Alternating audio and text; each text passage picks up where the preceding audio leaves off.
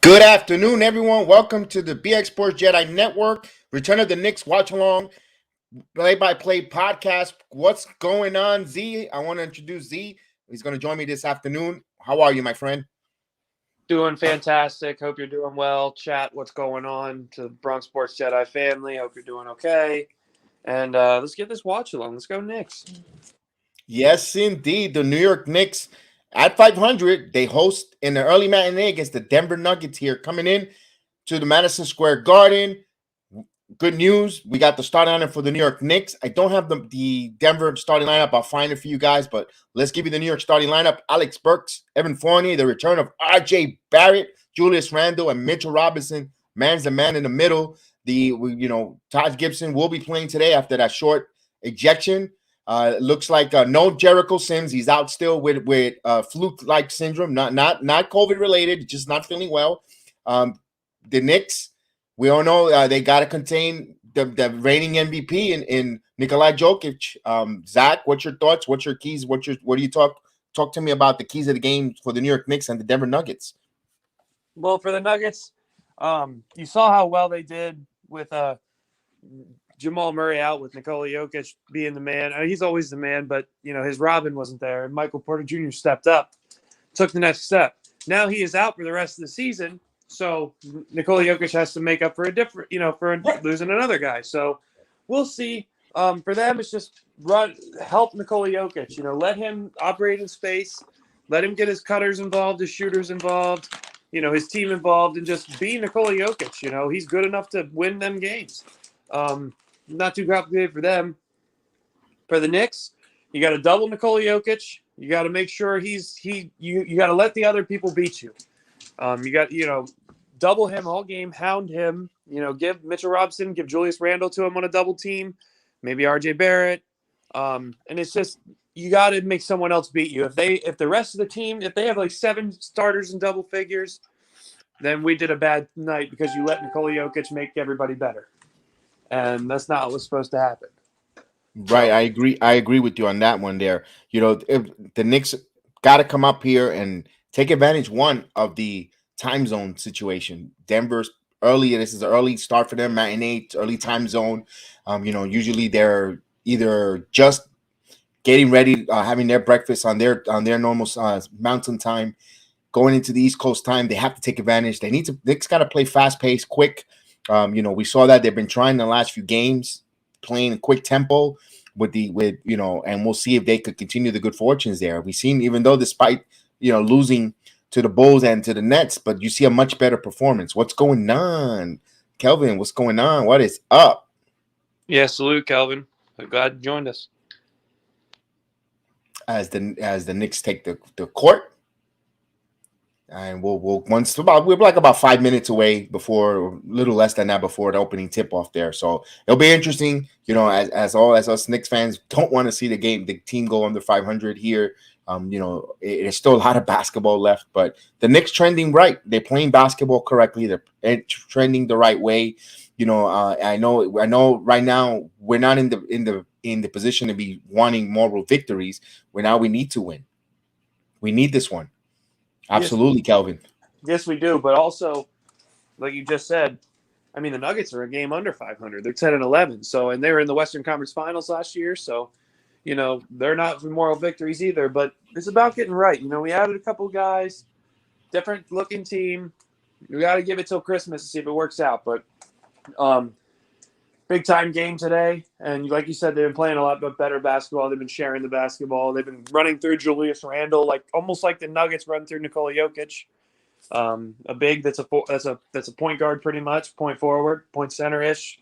And we got to get back to that. You saw adding Alec Burks in the starting lineup, Kev, another scorer, a guy who isn't just an ISO guy, can move the ball, but not a true point guard, helps out Julius Randle and helps out this team.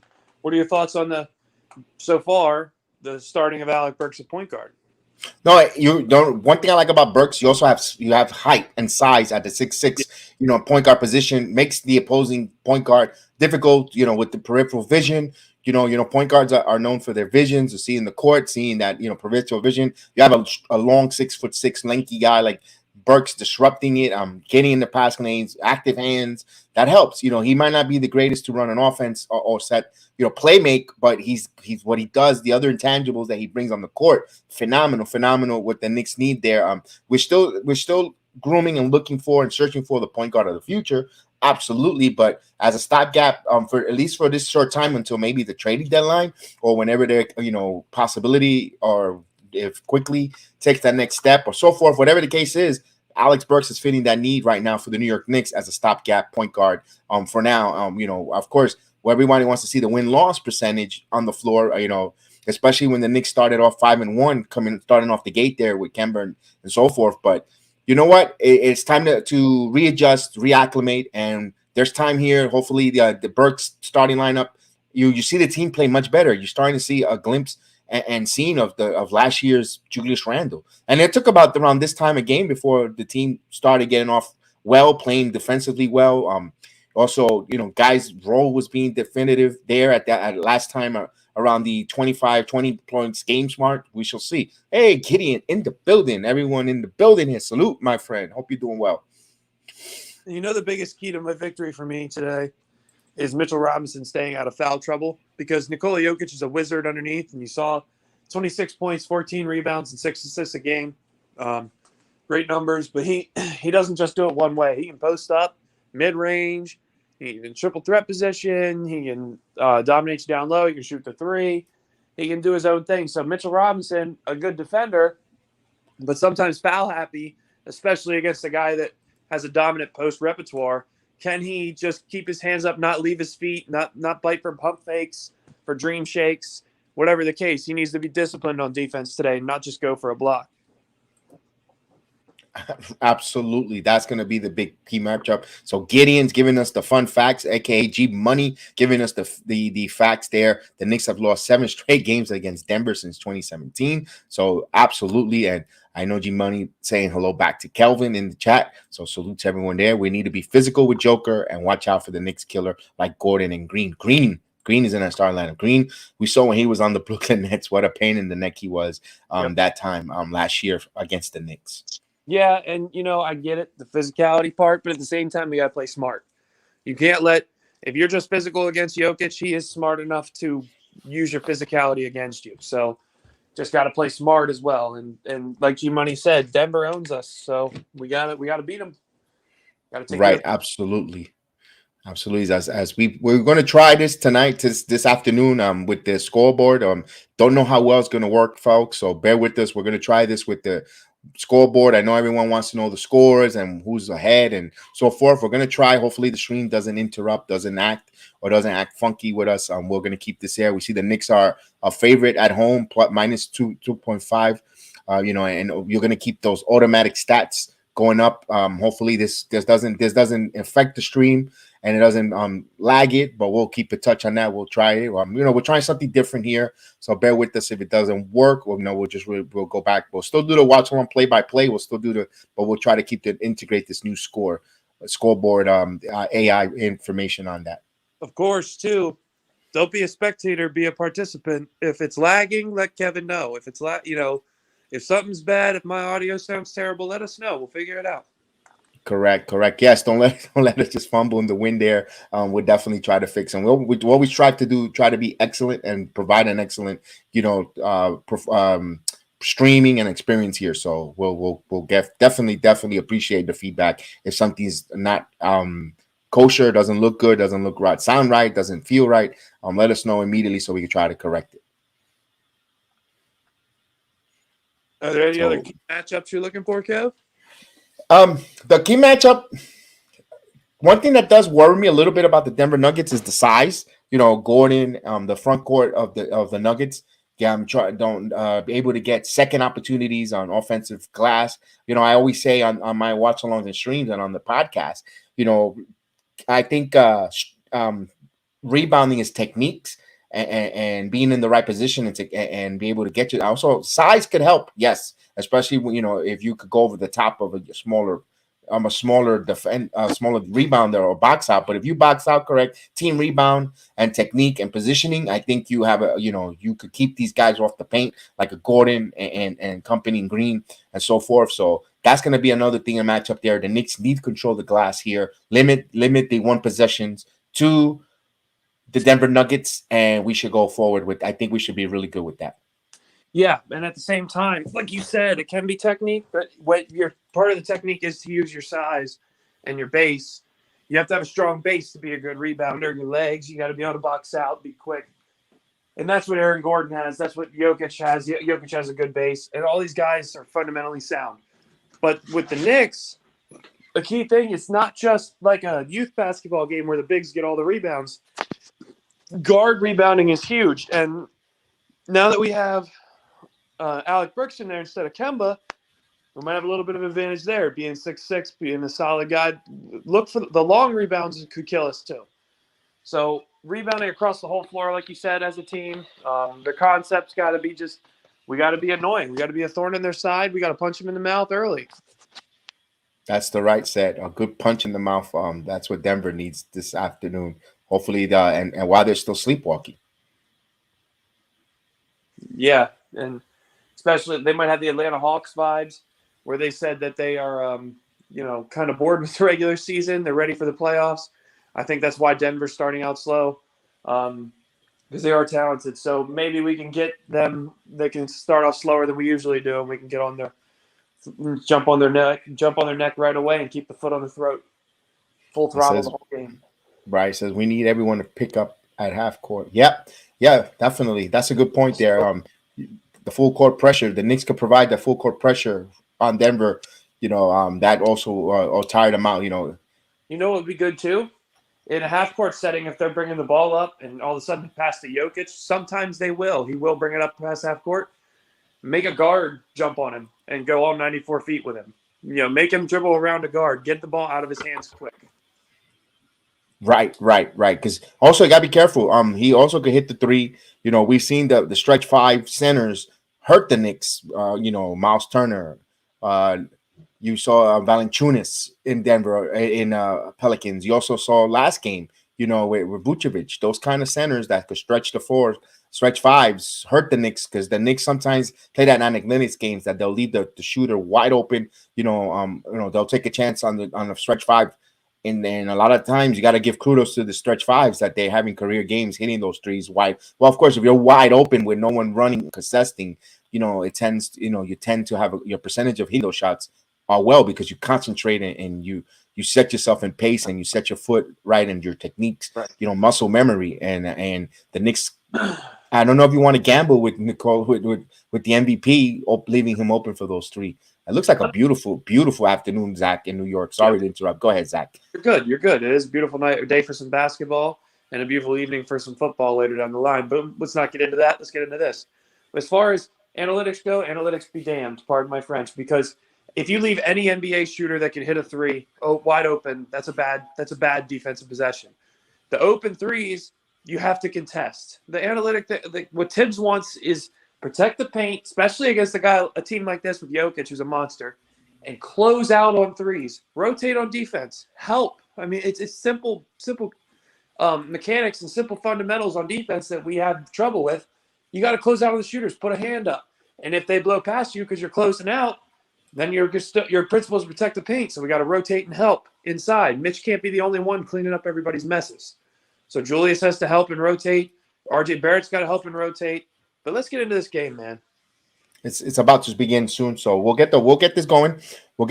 Thanks for everyone watching along with us and being part of this afternoon, giving us your afternoon here as the customary handshakes center court. Once we get that going, we'll get the play-by-play going, and we'll get the watch along going. So salute to everyone being here with us.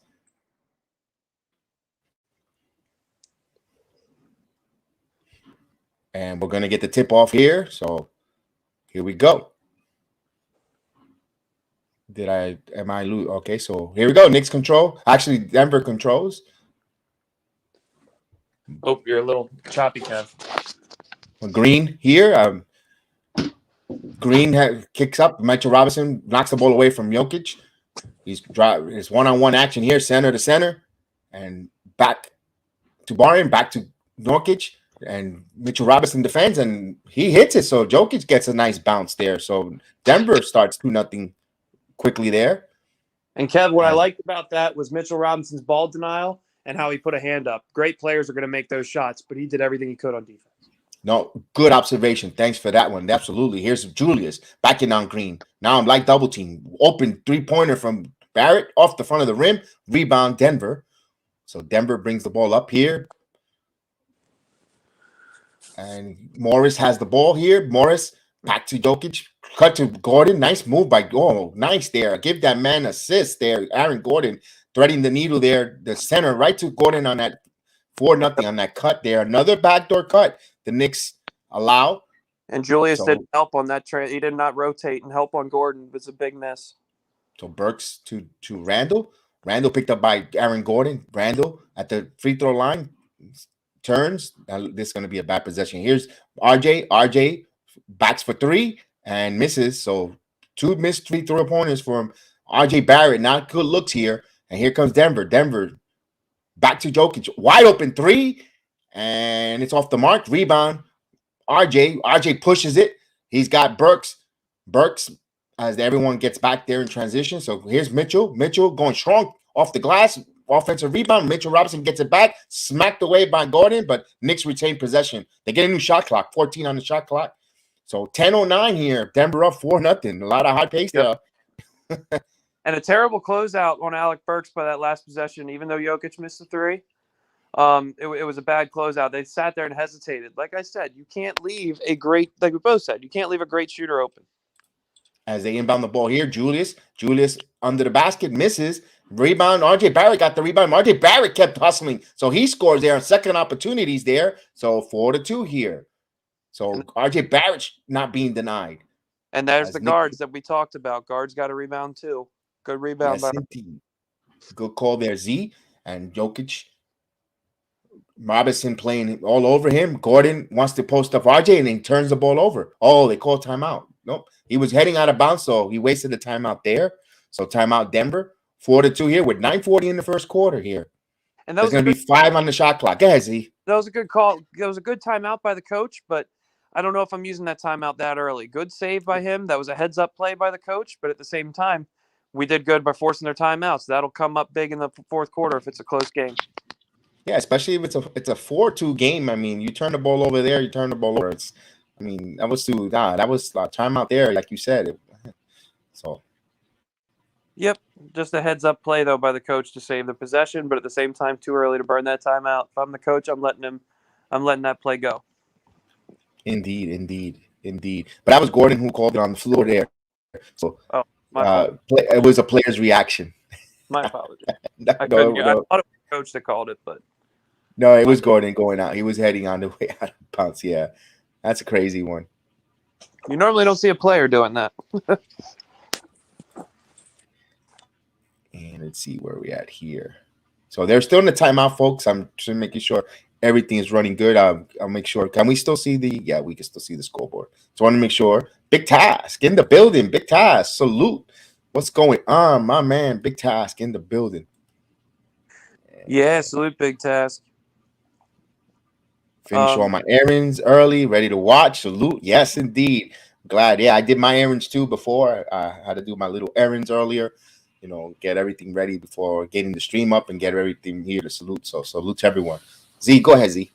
No, I was just saying I don't see the score on my end of the stream. I'm just letting you know that. I don't see it when I'm looking at the StreamYard, but I just want to let you know. Chad, if you could let us know if you see the score. Yeah, the scoreboard. I see the scoreboard running here. Got it. It's just telling you who's attacking and all that. So hopefully everything is going good there. So let's see. Got it. Cool. Good. Mike Ortiz in the building. Salute, my friend. Yes, salute to Mike.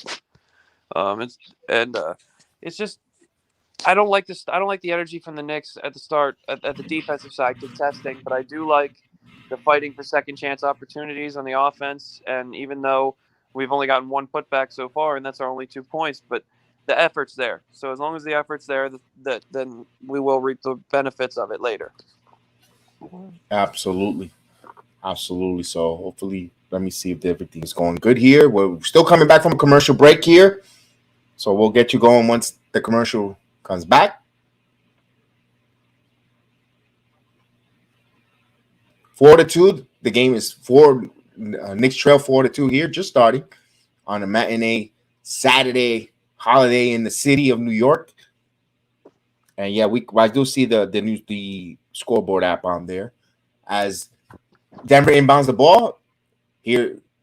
Bounce pass here to Green. Green open three. That's good. Wow. Jeff Green with a wide open three to extend the lead 7-2 there. Then Yeah. James Andino. What's up, James Andino?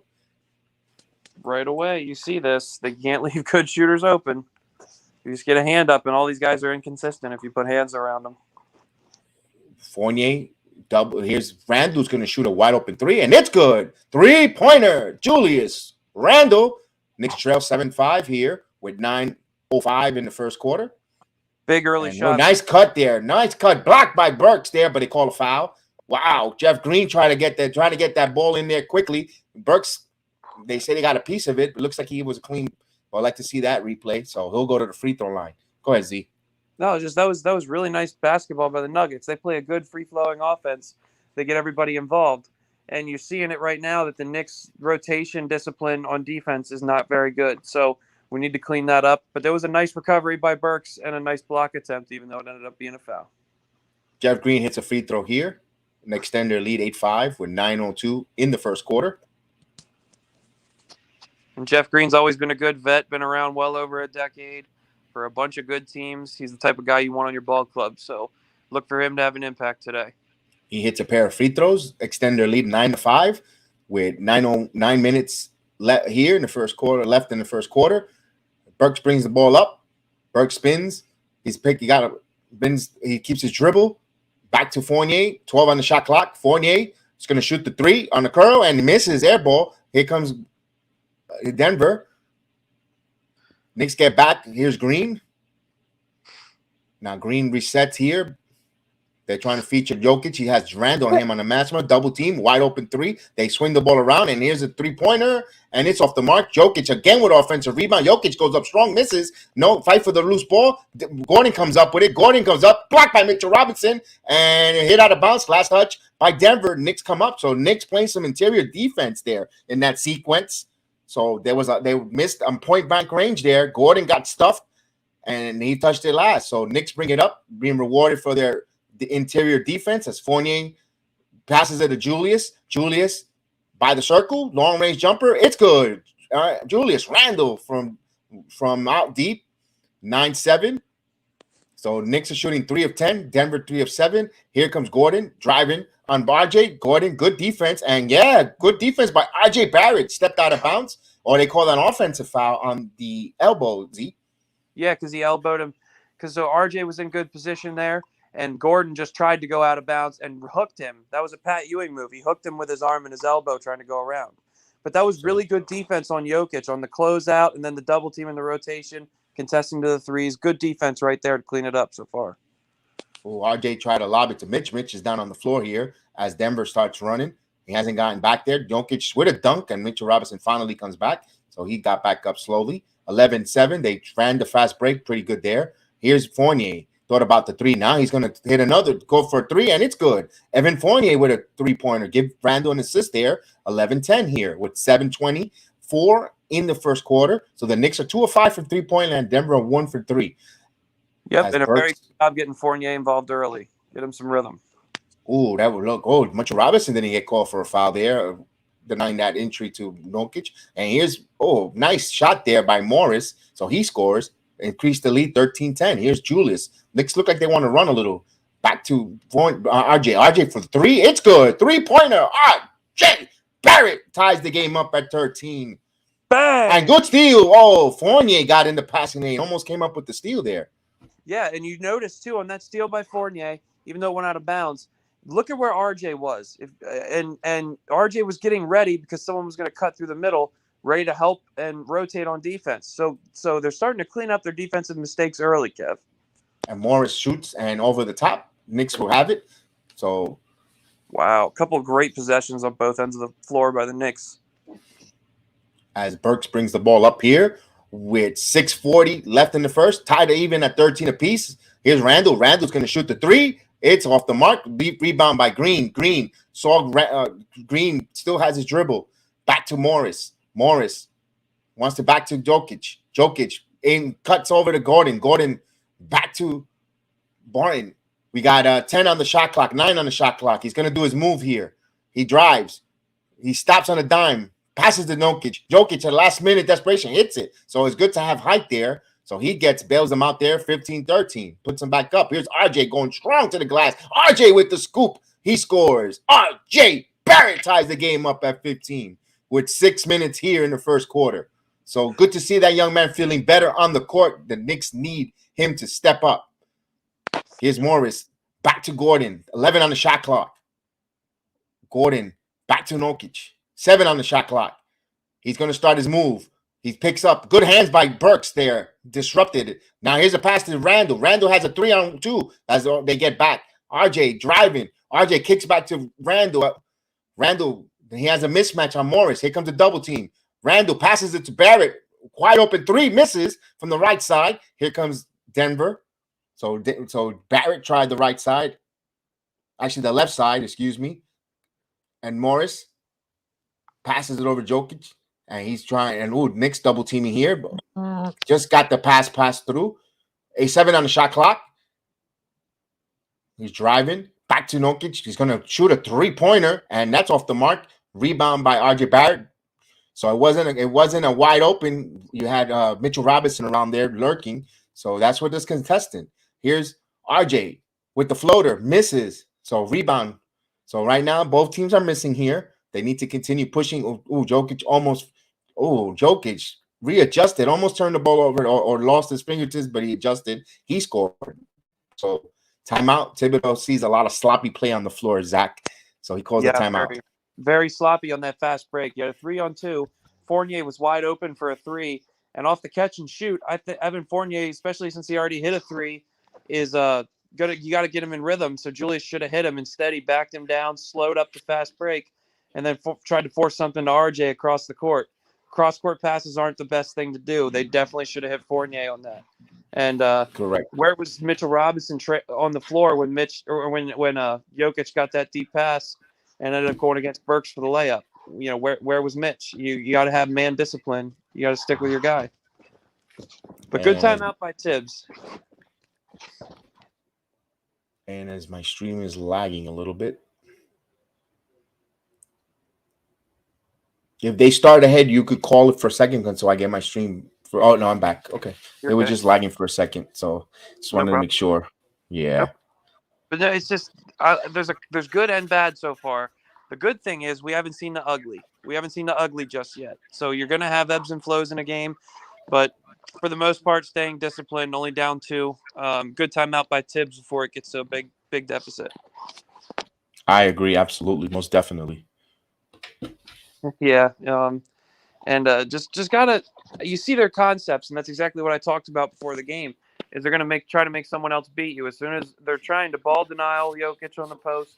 They're trying to, as soon as he gets the ball, rotate a person over for a double, and it's sometimes it's Julius to help Mitch, and sometimes it's RJ Barrett or Alec Burks coming over, and it's really confused him so far. He's gotten, even though he was fouled, that was a block by Burks in my opinion.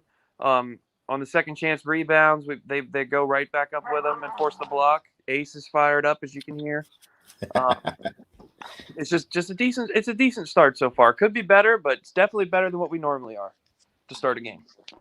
Yeah, they're only down by 2 here, and wow, that the young lady that's DJing for the game, she looks so young, like she's like 12. Yeah, we feel old today. Wow. They always have a host DJ, but man, she looks young. DJ Spotlight. Wow, she looks super young. DJ Baby Gap. And she should be called DJ Baby Shark. My goodness. So, salute to everyone in the chat here. Knicks trail 17-15 here. So, once they're in a timeout, we'll continue the play-by-play. I'm surprised it's pretty lengthy timeout, Zach.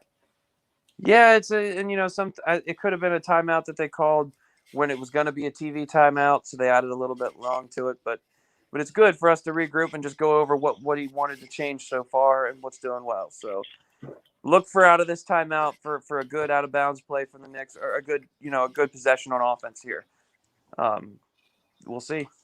Yeah, that's a good point you made there, especially on timeouts. You want to see how they execute. Although Nolan's Noel is in the game. We got Burks, Noel, Fournier, RJ Barrett. Here's Burks. Burks driving. Burks had contact and no call there, so he'll keep the play. No call. Referees are letting him play tonight. So here's Jokic. Jokic backs to the corner. Compazzo back to Jokic. 16 on the shot clock. He's got Burks on him. He's turned, spins, floater. Good. So he hits it. Yeah, that was bad. Why'd you let Burks on an island with Jokic there? I don't understand that. Yeah, Noel should have came over and helped out here. But here's Burks bringing the ball up. Knicks trail by 4 with 4 minutes here in the fourth quarter. And Julius is calling for a pick. He wants to go from Noel. Julius has no Jokic on him. Julius, bad ball handling, but Fournier is going to shoot the 3, and it's off the mark. And last Denver almost went out of bounds, but he recovered. Compazzo in the game. Compazzo passes it to Morris, and wide open 3. It's good. So give Compazzo an assist there. He saw a wide open 3-point shooter, passed the ball immediately, 22-15. Yeah, that was So good. they're in danger here. Go ahead, Z. No, that was good basketball. They're playing good basketball on offense and on defense. They're moving around. You guys got chat that's watching it with us. Please see the energy difference and the difference in discipline fundamentally between these two teams. Nick's got to clean it up. 22-15. Their last touch by Denver. 9 on the shot clock as Quickly comes in the game. As RJ and Fournier sits down. I think Derrick Rose also in the game as well. Yes, he's going to inbound the ball here. So Derrick Rose, first minutes of action. He's looking for someone to get into and almost lost that ball. Last touch by Denver. So that didn't look cute there. That looked terrible. 8 on the shot clock, 22-15 right now. I am Heels in the building. And Burks inbound to Derrick Rose, 6 on the shot clock. Derrick Rose back to Julius. Julius is going to have to put a shot from the corner, and he in and out misses. So right now, nothing's the Denver Nuggets forcing the Knicks to shoot on the perimeter as Malone wants them to push the ball up here. Here's Compazzo. Here's Gordon. Gordon back to Compazzo. They want to feature Jokic, but Compazzo, good ball denial by the Knicks. They bounce past Noel, got in the passing lane, back passes to quickly. One and alley-oop to Noel, but Noel got it, so he readjusted. So they scored there. It wasn't a pretty fast break, but they scored 22-17 here. Great job by Noel on defense. Yes, indeed. Here's an open 3, and misses. So he tried to sell it, and no call there as Rose passes it quickly, picked up by Compazzo. So Quickly's going to reset here with 15 on the shot clock. No, and here's back to Rose. Rose, jumper, mid-range. It's good. Derrick Rose, go ahead. No, just a good job by Nerlens on that, and then quickly find his ball handler to start that fast break. That was really nice by Noel. Here's Compazzo, back, 3-pointer from the corner, and it's good. So that was the corner where Lonzo Ball was missing all night. This guy hits it. So it's 25-19, and don't know who he is. Where to get his name, number 22. So here's Julius. Julius got finally a call. He got fouled there, so he'll go to the line for some free throws. Got to hit the Nanja. Nanji was the one that number 22 for Denver. Hopefully he doesn't have a career game because usually these no names come to the Knicks against the Knicks. They get a Happy Meal type of game. Yeah, and Jokic already seems to be winded and tired. That's also something to look for because he isn't in the best shape conditioning wise. So he's drawing back and forth with Nolan's Noel. They're arguing. You see this here. Got to keep an eye on that there. And they're still going back and forth. Be careful they don't get teed up. So Julius is going to attempt his first free throw. And he hits the first one, and they still keep drawing back and forth. You got to be careful. Don't want to pick up a technical foul here as the Julius and company keeps getting in between and telling him to calm down. Calming him down, yep. Good job by Julius. As the referee still continues to draw back at the player, just let it go. And they're still drawing back and forth. Good job by the referee, though, to realize that they're just jawing. They're not yelling and screaming to not give a technical too quick there. Absolutely. Good restraint there. And also, you guarantee the NBA offices are watching these games on the officiating against the Knicks as well. As Julius He misses the first one, so he goes 1 for 2 on the line. Knicks trail by 5, 20-25. As Campazzo brings the ball up here, quickly all over him like a cheap suit, but that gets the ball out of his hands to here. 14 on the shot clock. So here's a drive, kick out to Nanja for a 3, and he hits it. So this guy hits another one. He's trying to come up with a happy meal moment. 28-20 here.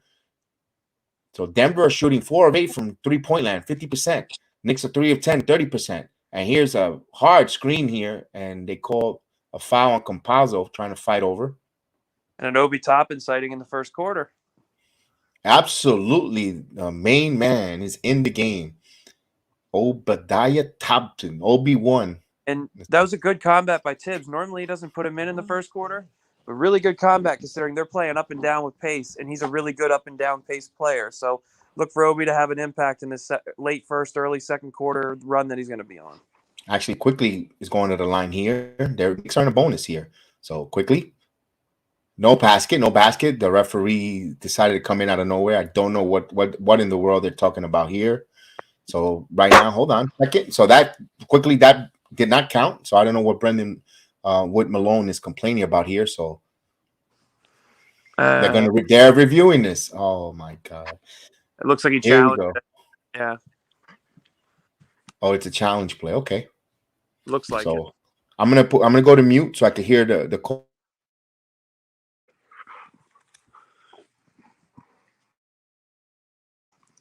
As Kev looks at that, Knicks are in the bonus. If the review, holds up.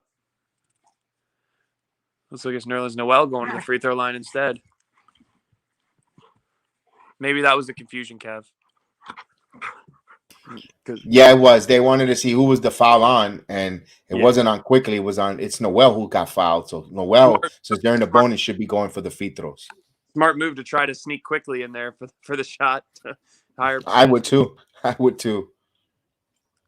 But Nerlens Noel's still about a 70% clip, so for his career, so not a bad free throw shooter. Right. Especially for a big.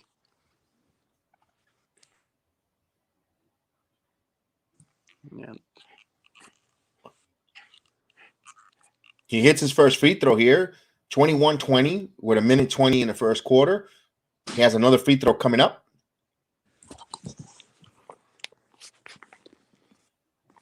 And as Calvin T. Jones says, we hit our free throws, we got this.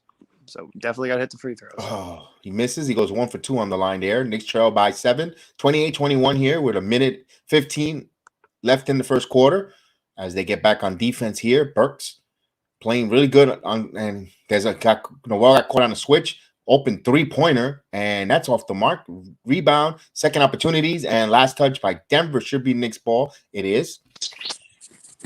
And good hustle. You see, we have the size disadvantage, but we have the hustle advantage. They're actually the ones flying to the basketball more. And good box out there between Toppin and down on the blocks there. Here's Burks.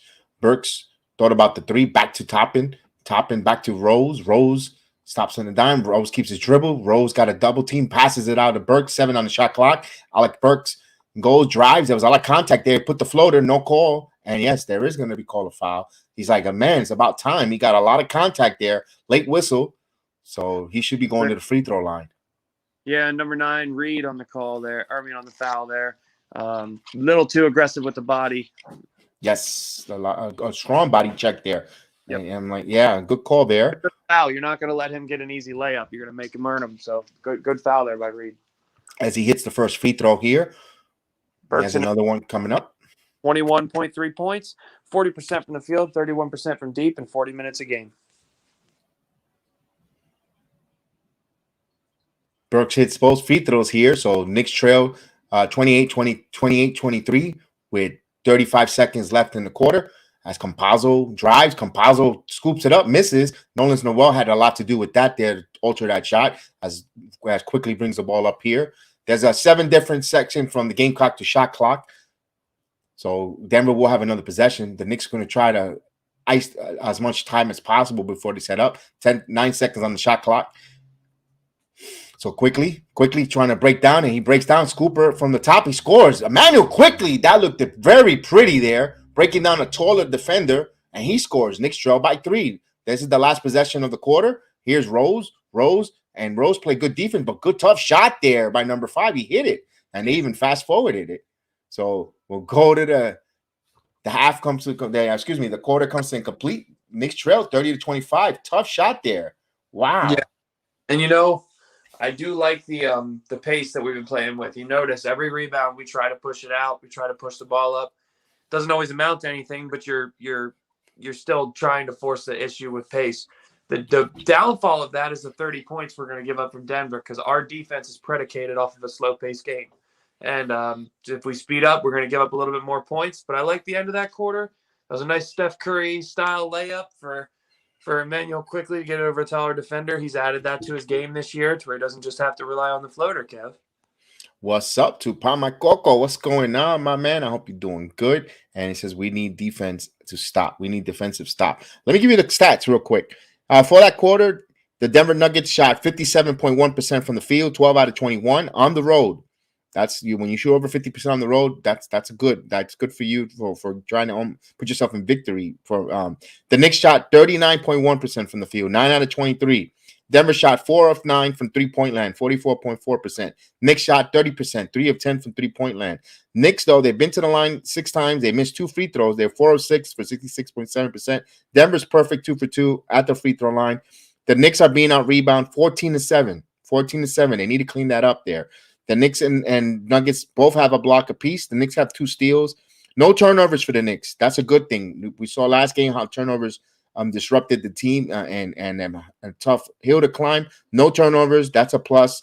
Denver has 3 turnovers. The Knicks gotta take advantage of those turnovers. And points in the paint, Denver has 12 to New York 8 points in the paint. And you notice too the discrepancy in this game so far has been the Knicks have been getting a good amount of wide open threes, or at least lightly contested threes, but they just haven't been falling. On the other side, Denver has had made a few more open threes, but at the same time, they've had good defense, better offense moments, like the Jokic pull up on Mitchell Robinson. These things will level themselves out. And like Kelvin said, if you keep with the pace, yes, like I said, we'll bring up more points. But we'll give up more points. But to your point, Kelvin, which makes sense, you'll tire them out at the end of the game. But will we be tired as well? Because we're not used to playing with this pace. So it's going to be an interesting game the rest of the way, Kev. Yeah, as we're ready to start the quarter, I know that the scorecard, the IOA score is ahead of us, but it's the stream that's behind. So here's Obi giving it to Derrick Rose. As Rose keeps his dribble, Rose in the paint, Rose floater, he misses, comes up short. Rose gets the rebound. He's going to pass it back to Quickly. Campazzo touched it, but the Knicks get a new shot clock here. Quickly keeps possession. Quickly driving. Quickly passes to Toppin. Toppin got blocked there, but Toppin keeps strong aggressiveness. No call. Toppin, well interrupted from Toppin getting an offensive rebound, but here comes Denver. Denver passes, and he misses the shot. Both guys keep fumbling that rebound, but RJ comes up with it. So here's RJ back in the game. RJ, good screen by Noel, no call there. And here's Rose for a 3, and this off the mark. Rebound. Toby Toppin keeping that ball alive, back tapping, back to Rose. Rose to good pass there. He got in the passing lane. He had Toby Toppin for a dunk. A little sloppy basketball here. Quick pace though. Campazzo now is going to slow it down here. He's calling out a play. Campazzo picks up his dribble. He bounce passes, and there's a cutting back again. Back swings the ball back into the paint. Back to the corner, and Noah's going to throw the 3, and it's off the mark. Rebound, Noel. And here's RJ Barrett wants to push. The Knicks want to push here. RJ Barrett starting to back. He has a mismatch with Campazzo. RJ Barrett starting to back it in. And here comes a slight double team. RJ Barrett fills the contact. No call there. So the refs are letting them play here. Oh, I saw a carry there, but they called a whistle. What's going on there? Going on. So there must be a loose ball foul. It's got to be on the Knicks because they're showing Tibbs, and he looks upset. Yeah. It looked like he just changed. Looked like he went to check if his baby went diaper and look in his face like, ooh. It looked like it was his turn to change the diaper and not his wife's. Correct. That's the right. Thank you for helping me out on that one. And he was trying to get out of it. So here's Denver. I'm sorry I don't have all their names because they're not household names here. Here's Campazzo. I know a few. Campazzo keeps a dribble. He pushed off on top, and Toppin got back there. Toppin disrupted it, even though he got pushed all the way away, and he got back on that 3-out closeout, and the ball goes out of bounds. Knicks ball, 30-25 with 10:05 here in before halftime. As Rose, the Rat Pack, second unit's on the floor here with RJ Barrett, and here's quickly with a floater. Quickly misses, gets his own rebound. And active hands by Denver and a lot of contact. Nothing's called. Fight for the loose ball. Nolan's well again. And now Campazzo. My God, this looks so sloppy. But Denver comes up with this scrum here. And it's Campazzo driving. Campazzo. Now they call a ticky-tack foul. My God. Guys were getting mauled, and they call this ticky-tack. And for both sides, on that loose ball, both teams could have been called for a foul, but they called nothing. And then they call ticky-tack. Yep, here comes the refs. God, stop this, guys. Please, just be consistent. Call it clean. Let them play. If you're going to let them play, let them play. No ticky-tack fouls. It's Denver in down the ball here. And Campazzo back to number 5. I got to get their names because I remember I'm not by the end of the game. I get them because they're not household names for me. I don't watch Denver basketball. Here's an open 3 off the glass. So happy birthday moment 3 there for Reed off the glass there. Number 5. 33-25. For reference, number 5 is Will Barton. Thank you. I believe that's how much I don't know what he even looks like. How much I really like Denver basketball. Yeah, that tells you I do not like Denver basketball. Well, you never know anymore. Yeah.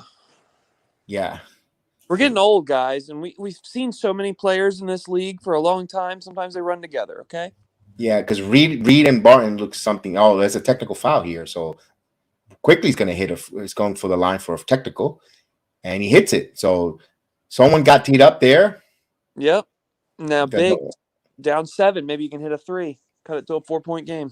Correct there. So Knicks will keep possession here with 9:09 before the half here. And here we go with these. Here's Derrick Rose. Derrick Rose passes it back to Quickly. 5 on the shot clock.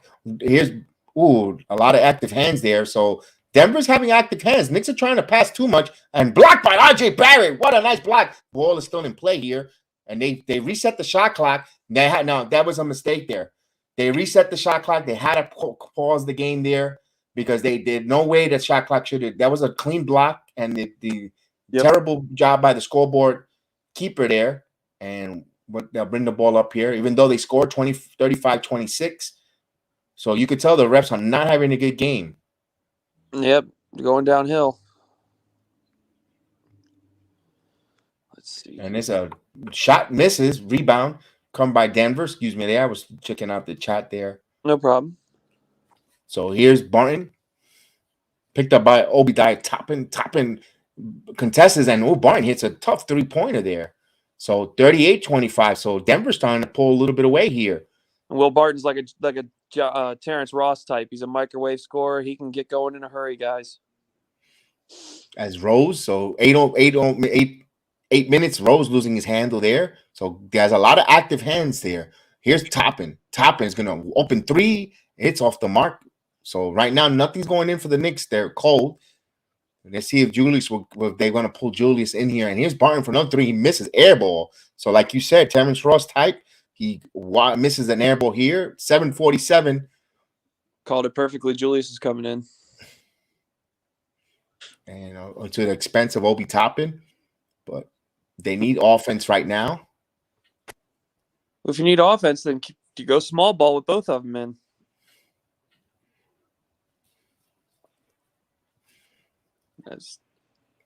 They still haven't inbound the ball yet, but now they did. Here's Rose back to Julius. Rose gets the ball here.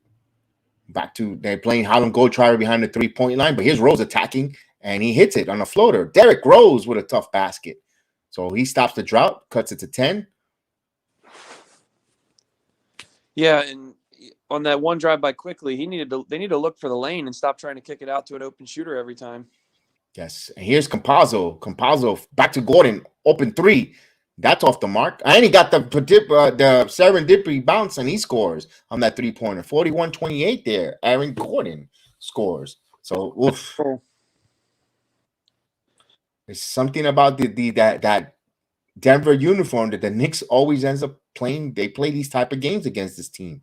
Here's Fournier, and Eurostep. Nice play. Nolan Noel kept the ball alive. Nolan Noel, and he got the ball stripped away from him. Butterfingers Noel turned and couldn't get that offensive rebound. That's Compazzo. Grounds pass to, and they're pushing. Denver's pushing the ball all the way around. Here's Nwanja, wide open three, and he hits it. So Denver, this is like no matter what year it is, what type of team it is, that Denver uniform for some reason always does this to this New York Knickerbockers team. Timeout. yes, and for reference, like they said, since 2017, we've won one game against Denver since the Carmelo Anthony trade, and it was 2017. And we've never won with Melo here. So it's Denver's at our number ever since that trade. It's like, my God, it's like I'm tired of losing to Denver. It's like, can we beat the Denver Nuggets? They're Can we beat them, and can we beat G Money's Suns? I mean, what these two teams own us. Must be an out west thing. it has to be. It has to be. It has to be. My God. And it's the thing is, everything is set up, and it's not over, guys. It's not over. It's it's plenty of basketball left. The way this team battles, but every game, do we have to play an uphill battle? Every game, do we have to wait to be down by 21, 20 plus points to cut the game and take a 3-point lead and the rest. Come on, we want to be able to call some nice games and be ahead and put our feet up on the recliner type of games. Yep. It is what it is, man. Nothing. It Cardiac is. Knicks. Cardiac Knicks. Nothing we can do about it. They just It love is. It is interesting, but it's not going to happen. But due with the size, the way Denver's lanky here, and I know this kid doesn't play no defense, but man, I've been calling in on Lucas Semantics. He could play, he could score. We need scoring right now. I understand we can't defend anyone in our defense, but we got a guy there that's 6'10" that could score, man, but it's hard there. Bones Hyde is killing us. And D, what's up, Harlem City, man? Harlem City, what's going on? And I haven't seen you in a few streams. I'm glad you're back. I'm glad you're doing all right.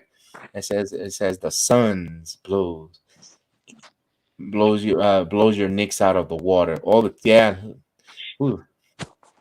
I don't know why, but the when I go to the comments, it's delayed and I can't see them at times. It's because of this AO bomb thing. I think at halftime I'm going to take it out, Zach. I think to me it's causing a little bit of a hiccup. Plus, you call such a great game, and my color commentary, we do so well. We don't need the scoreboard. We got you. We got you, chat. It's a lot to a little. Denver's kicking our butt. There you go. So right now, 6:44, 6:28. Knicks trail 44-28. Well,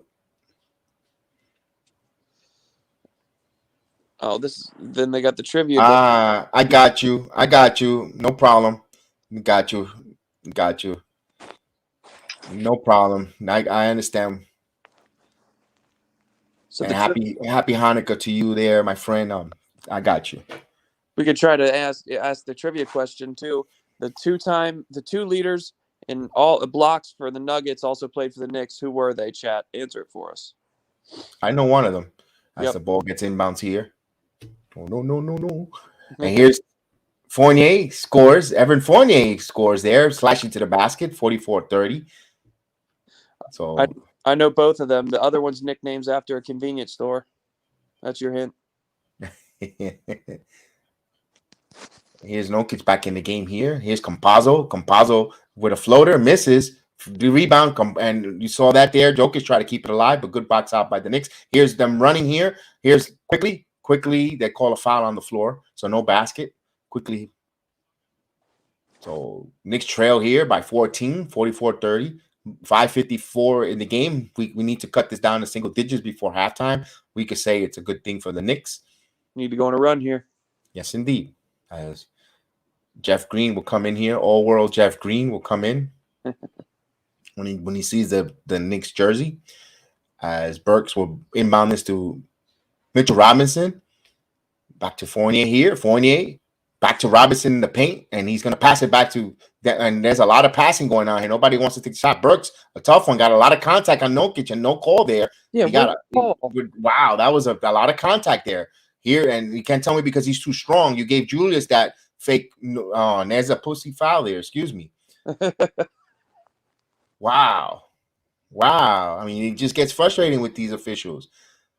Then a frustration Wow. out the other end by quickly. Excuse me if I'm a little bit ahead of you, but wow.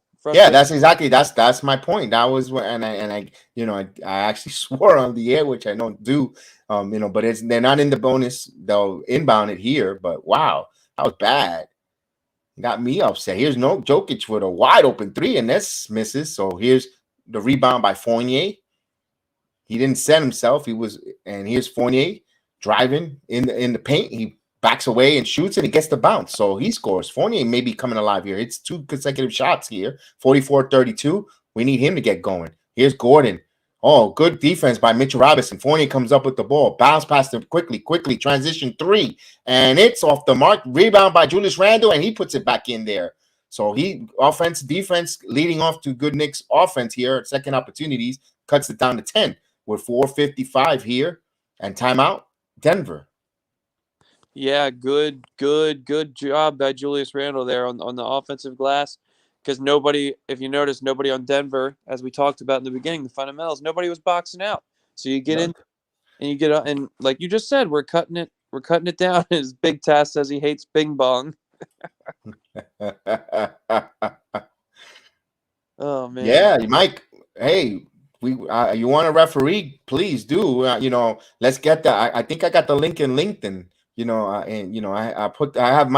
one in LinkedIn. The channels on LinkedIn, and I think we could apply. Give me information. I'll forward that right into my LinkedIn accounts to the NBA offices, man. With Mike Ortiz for NBA official. Yes, indeed. We could hashtag that. Let's start a petition, baby. Get Mike Ortiz up there. Yes, yeah. Mike, can you run back and forth? Can you do suicides? Because I won't be able to run back and forth. That's why I'm not going to do the refereeing. No thanks. But if you could do the suicides, man, we'll forward. Let's get you hired, man. Yep. And if you don't have to run, it's all right. You could probably just stay on one side of the court and referee the game better than these guys. You might not even. And Bobby February, man, what's up? What's up, Bobby family? Welcome aboard. I hope you're doing good, man. I hope you do better. I hope you bring the Knicks some luck here. So you welcome aboard to the Jedi Network, Bobby. Let's hope the Knicks get on a run with you here. Give us some good luck there. Fournier is going and is supposed to be better than Quentin Grimes. Yeah, we'll see. We'll hope so. He is the better player right now. That's why he's getting the minutes. Grimes is young. Grimes needs to get some experience. Fournier's been a vet in this league and he's inconsistent at times, but a consistent microwave scorer, if that makes any sense, for a long time. So that's why he's getting the minutes right now, but that could always change. Grimes has showed me a lot of good things so far in his rookie. Yeah, he is showing good things, but wait until his shots start falling. Then they're gonna force him. You gotta play him on there. Yes, sir. And as the chat welcomes Bobby February in, so salute. So everyone make Bobby's February salute him and welcome aboard to the Jedi Network. Yep. As they're showing the Denver-Miami fight. Yeah, that was. Ooh. Finally, someone stuck up to the Morris twins. Those fake tough guys. Ooh, but that was some shot in the back there with some malicious intentions. Yep. They just all the crap. Jokic wants to be a chiropractor out there. He's over there cracking people's back. As RJ Gibson is in the crowd. Yeah, our friend, salute to RJ Gibson in the building. As I just sent you that in the private chat because I didn't know if you wanted to be. Oh yeah, he's a friend of the program. He's a friend of mine. He's a friend of our program. Mm-hmm. I didn't want to cut you off. That's why I messaged it. No, good job, though. I appreciate that. Though I noticed that he looks a lot like his brother, man. Mm-hmm. Hopefully, one of these days he'll come on with us on the Return to the Knicks podcast just to talk with us. I'll go through his handlers, and his handlers allow him to come on. He'll come on with us. Excuse me. There's Fournier Back to Randall. Randall thought about the three. Randall by the free throw circle. Randall in the paint. Randall fall away jumper off the mark. Rebound by Gordon. Gordon. Knicks down by 10 here. Here's fast pace, and here's a scores there. Green. So Jeff Green becoming a pest again. So increases the lead to 12 with 4:17 here. The Knicks got to cut this down to single digits as Burks keeps his dribble. Burks stops at a dime. Backs to Randall. 14 on the shot clock. Here's Fournier. Curl for three. It's good. 3-pointer. Evan Fournier. So Fournier's having a good offensive game despite getting beat on defense. Yep. He's come up with some big shots when we need him to. Bobby, Here's don't Gordon, and there's a foul on the floor. That was a nice curl action, nice easy shot for Fournier, and it's good to generate easy shots off a screen. And that's like almost a similar play that he hit, other than the fact that he had the ball in his hands on that tying 3-pointer against Brooklyn. Mm-hmm. Yep. As Jokic going to inbound the ball here to Green. But 3:50 mark here before halftime. Jokic has the ball here. Knicks trail 46-37. Jokic is going to shoot a long-range jumper, and it's good. Cash money there. Wow. Unbelievable skill set from that man. Second-round pick, folks. Here's Randall. Back to Fournier. Back to Randall. Two-man game. Randall's going to now shoot a three, and that's off the mark. No, he gets the bounce in there. He scores as Mitchell Robinson pushed Jokic in the back there, and he's complaining to the refs. Refs said, what do you want me to call there? So it's 48-40. Wow, so little serendipity there for Julius. So Knicks down by 8 here with 3:14 here before halftime. Barton back to Jokic. Jokic's going to set up his own three, and that's good. So he answers back with his own three-pointer. So back again, 51-40. The Knicks want to push. Here's RJ, but he had no Jokic. He's going to back up there. He's looking surveil. Back to Randall. Back to RJ. RJ is going to bounce pass for three, and it's off the mark. Rebound back to Julius. Julius, they want to shoot threes, but Julius now regroups, going strong to the basket. No call there, and they finally call a whistle. My goodness, Julius got mauled there, and he actually paused. Then they call the whistle. Go ahead, Z. And the bonus, too, so he'll be shooting free throws. And I don't want to make a big deal out of this, but Julius should have passed to Fournier on 2 of the last possessions for a three. Fournier was open. Even when Julius got the lucky bounce, Fournier was open for a better shot.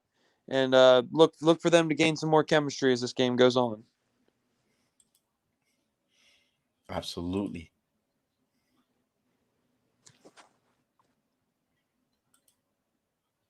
As they bounce here to get the ball into Burks. Burks going to rise for a three. It's good. 3-pointer. Alex Burks. Bang, bang, bang. 41-53 with 2:35. And there's this G Money. Won't do it for us. Barton, we saluted G Money, was in the chat earlier. He's in there. He's here. He'll be on for the post game. And there's a drive there. Oh, good dish out last second there. And he found Nwaja there for a bucket. 10-point game with 2:15 here. The Knicks gotta cut this deficit here, keep it under single digits. As Burks dancing and prancing. 15 on the shot clock. Burks making his move. Burks got contact. He puts it up. He'll go to the free throw line. Burks is limping too, so hopefully he's not too hurt. Looks like an ankle. Now he's okay. It was just one of those. As Sourpuss sits in the front court, watches the game there. AKA Cookie Puss. We should call him Cookie Puss, not Sourpuss. Cookie Puss. A lot of puss talk today. I can't believe I made that mistake. I think that's the first time in 1,000 streams that one slips past the goal. Yes, Burks is the first one. It's all right. I've worked so hard that I think it's been on since March on these live stream, and that's the first time I got one past the goalie. So he hits the first free throw, 53-44. Just frustrated me with that call. It weighs on you, man. Game after game. And Burks hits the pair of free throws. So 53-45 here. Oh, man. And Jokic, double team here, passes it around to Barton. He's like, hold on, I want to set up a play here. Here's a pick from Barton. Back to Jokic. He was thinking of buying back. He good ball denial by Mitchell Robinson. Here's a lot of contact, and misses the three. But Jokic in the right place at the right time, and he gets there. He was on the 3-point line not so long ago. He ends up with that offensive rebound out of nowhere. So he scores. Got to put a body. 10-point game. Yeah.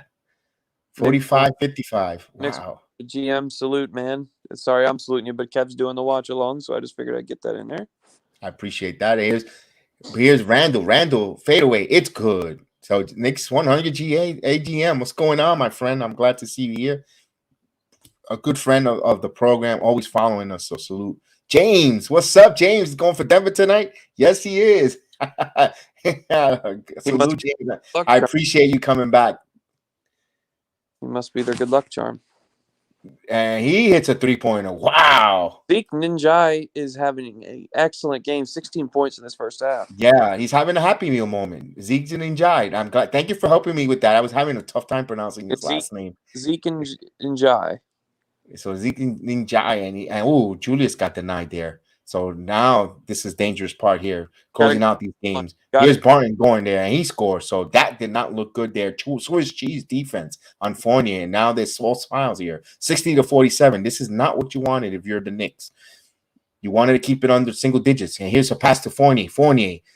And there's a foul call. So good job there by Fournier going quick to get to 2 for 1. So if we make both free throws here, it'll be a 4-second difference. So you can get another shot off.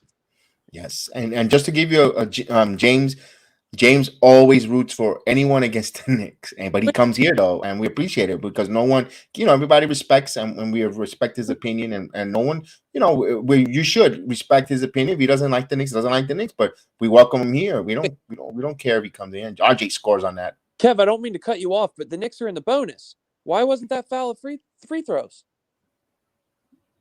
You know what? Good point. Good point there. And Thibodeau fell asleep too. Yeah, we were in the bonus. You're right.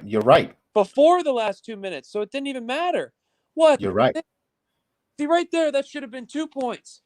And then RJ still did it, but you never know. We could have got another chance because of the 2 for 1 opportunity. That could have ended up being a 4-point swing. Not yet. We got to check. You know what? I didn't pay attention as he good pointed out. That would have been what you needed because then it would have been 51-60, cut within 10 to end the half. Exactly what you've been calling for. So we go to the half. Nuggets up 60-49 right now. Knicks trail here by 11. We'll go to halftime. Wow, you're right. Good point on that. I want to take a look at that sequence there. Wow, yeah. And RJ gets no respect. Absolutely. No, James isn't a hater. James is just a Nuggets fan. Kev covers also. No, James likes every other team that the Knicks play, each and every stream that we do. So he might troll a little bit. No. He just comes on and he doesn't like the other team. I think one game, right, James? You only liked one game, the Knicks, and I think it was the Brooklyn game, if I'm not mistaken. I know James didn't like he liked the Houston and so forth, but hey, I enjoy, you know what, but he's respectful. He comes on, he just says he doesn't like New York, he goes for the other team and he's respectful. And that's why I don't mind.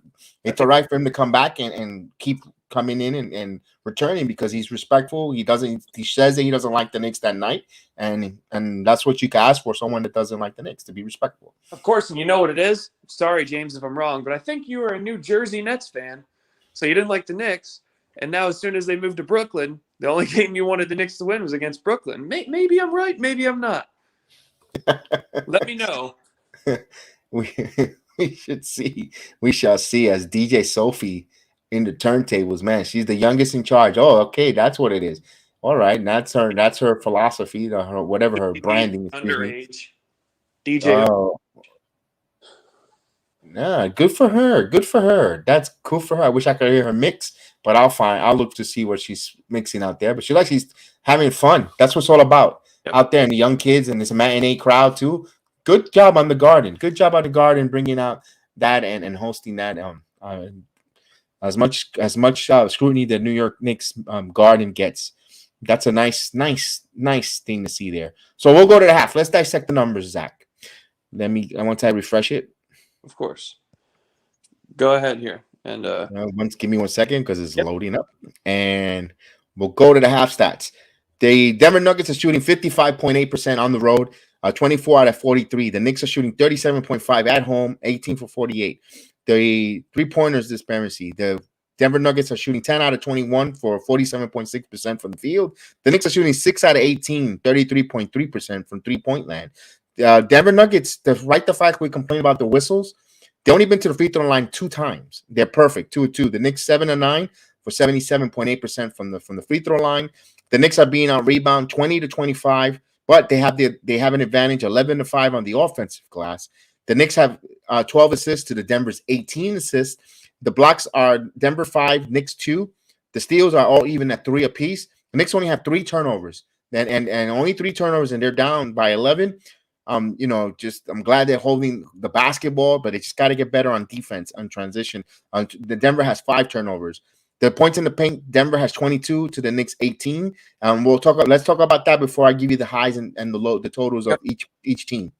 So just what those numbers tell you is, for me, they tell me as a basketball coach, is what we're doing is we're not playing our style of game that is conducive. Yes, we're not turning the ball over.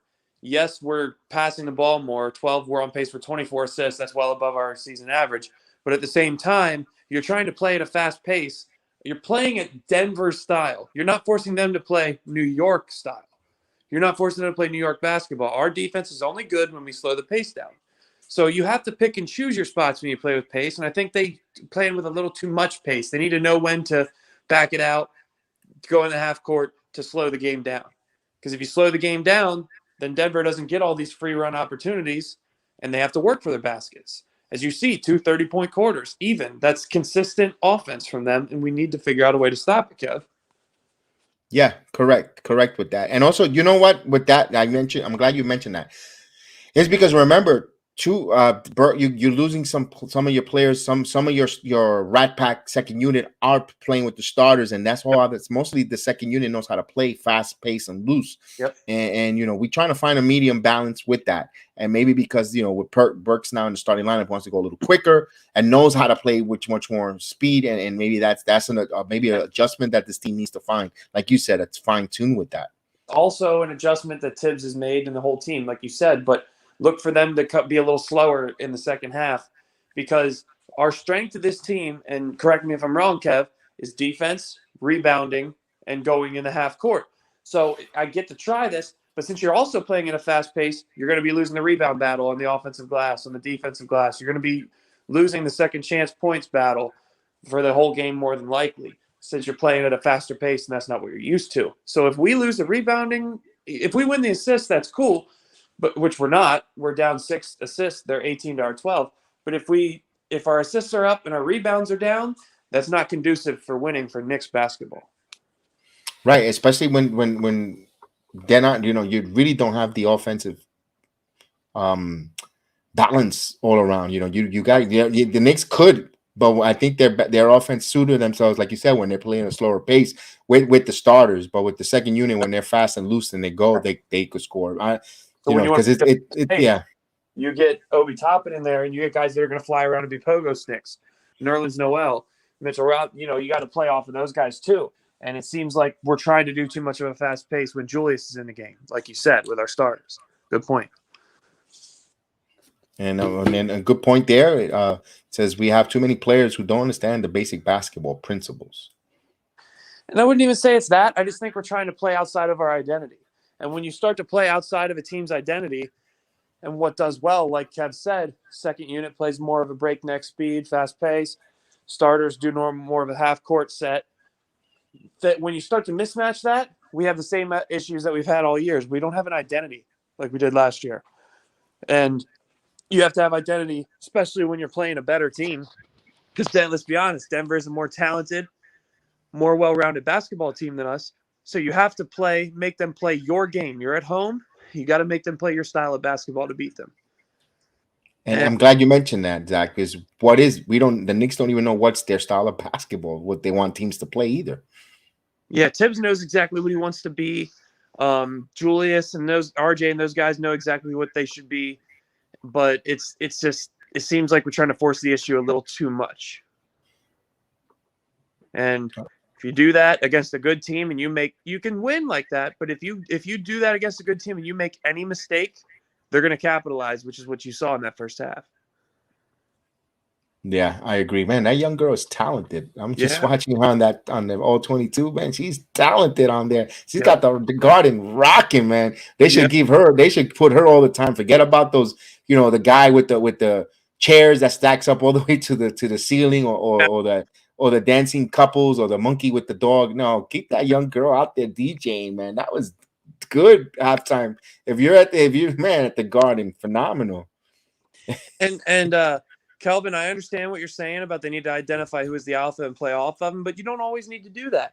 Reason being, in an 82 game season, sometimes your alpha isn't going to have a good game. So you have to, these other guys got to step up, like the young guns too, but the other guys, the complementary players, have to sometimes step up and have their game. They might not be the alpha, but they can be the alpha that night. You know what I mean? You got to make good basketball decisions, pass up good shots for great shots, continue moving that ball like they have. There's been spots where they've moved the ball tremendously and gotten good shots in the first half. It just didn't go in.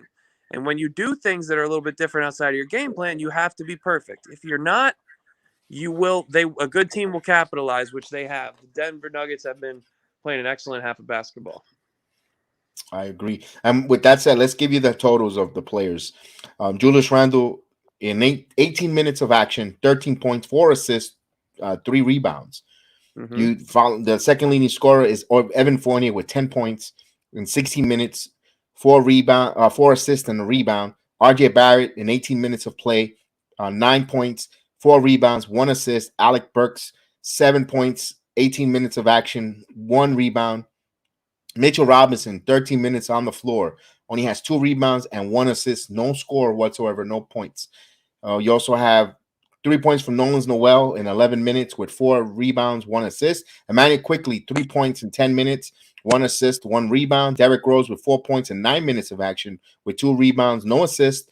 Obi Toppin has 6 minutes on the court with 2 rebounds, no points, no assist either. And those are the players that played for the New York Knicks. Now for the Denver Nuggets, they're led by, of course, their reigning MVP, Nikola Jokic. He had 17 points in 17 minutes of action with 7 rebounds and 3 assists.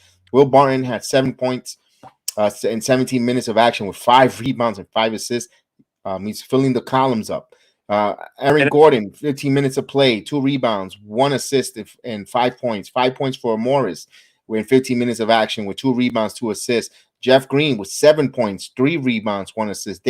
Each of these players are filling up the column. Zeke Noaja with 14 minutes of action, 16 points and 3 rebounds. Campazzo has no points though in 13 minutes with 1 rebounds and assists. Derek Reed has 9 minutes of action with 3 points and 2 assists.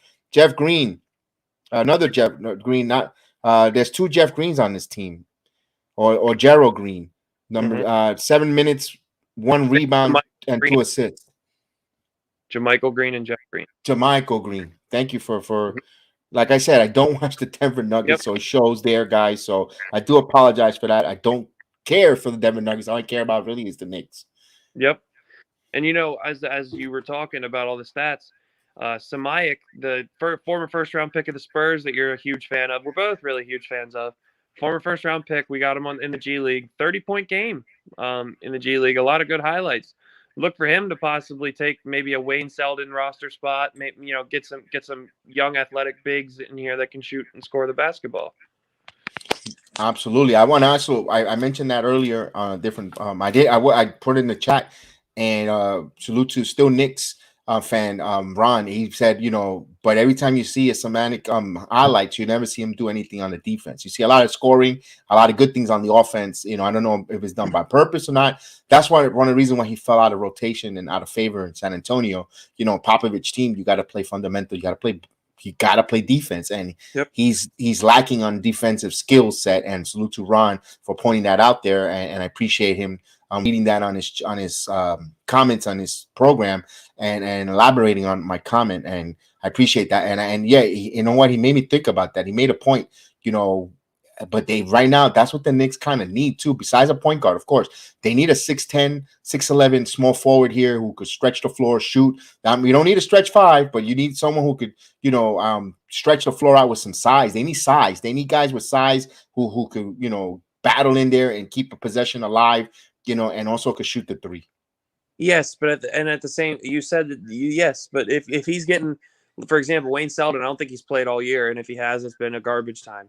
So no offense to him, but if you're going to have a guy sit on the bench, you might as well have a guy that can come in and do something. We know that Samayak can score the basketball almost, he can score the basketball in multiple different ways and different levels.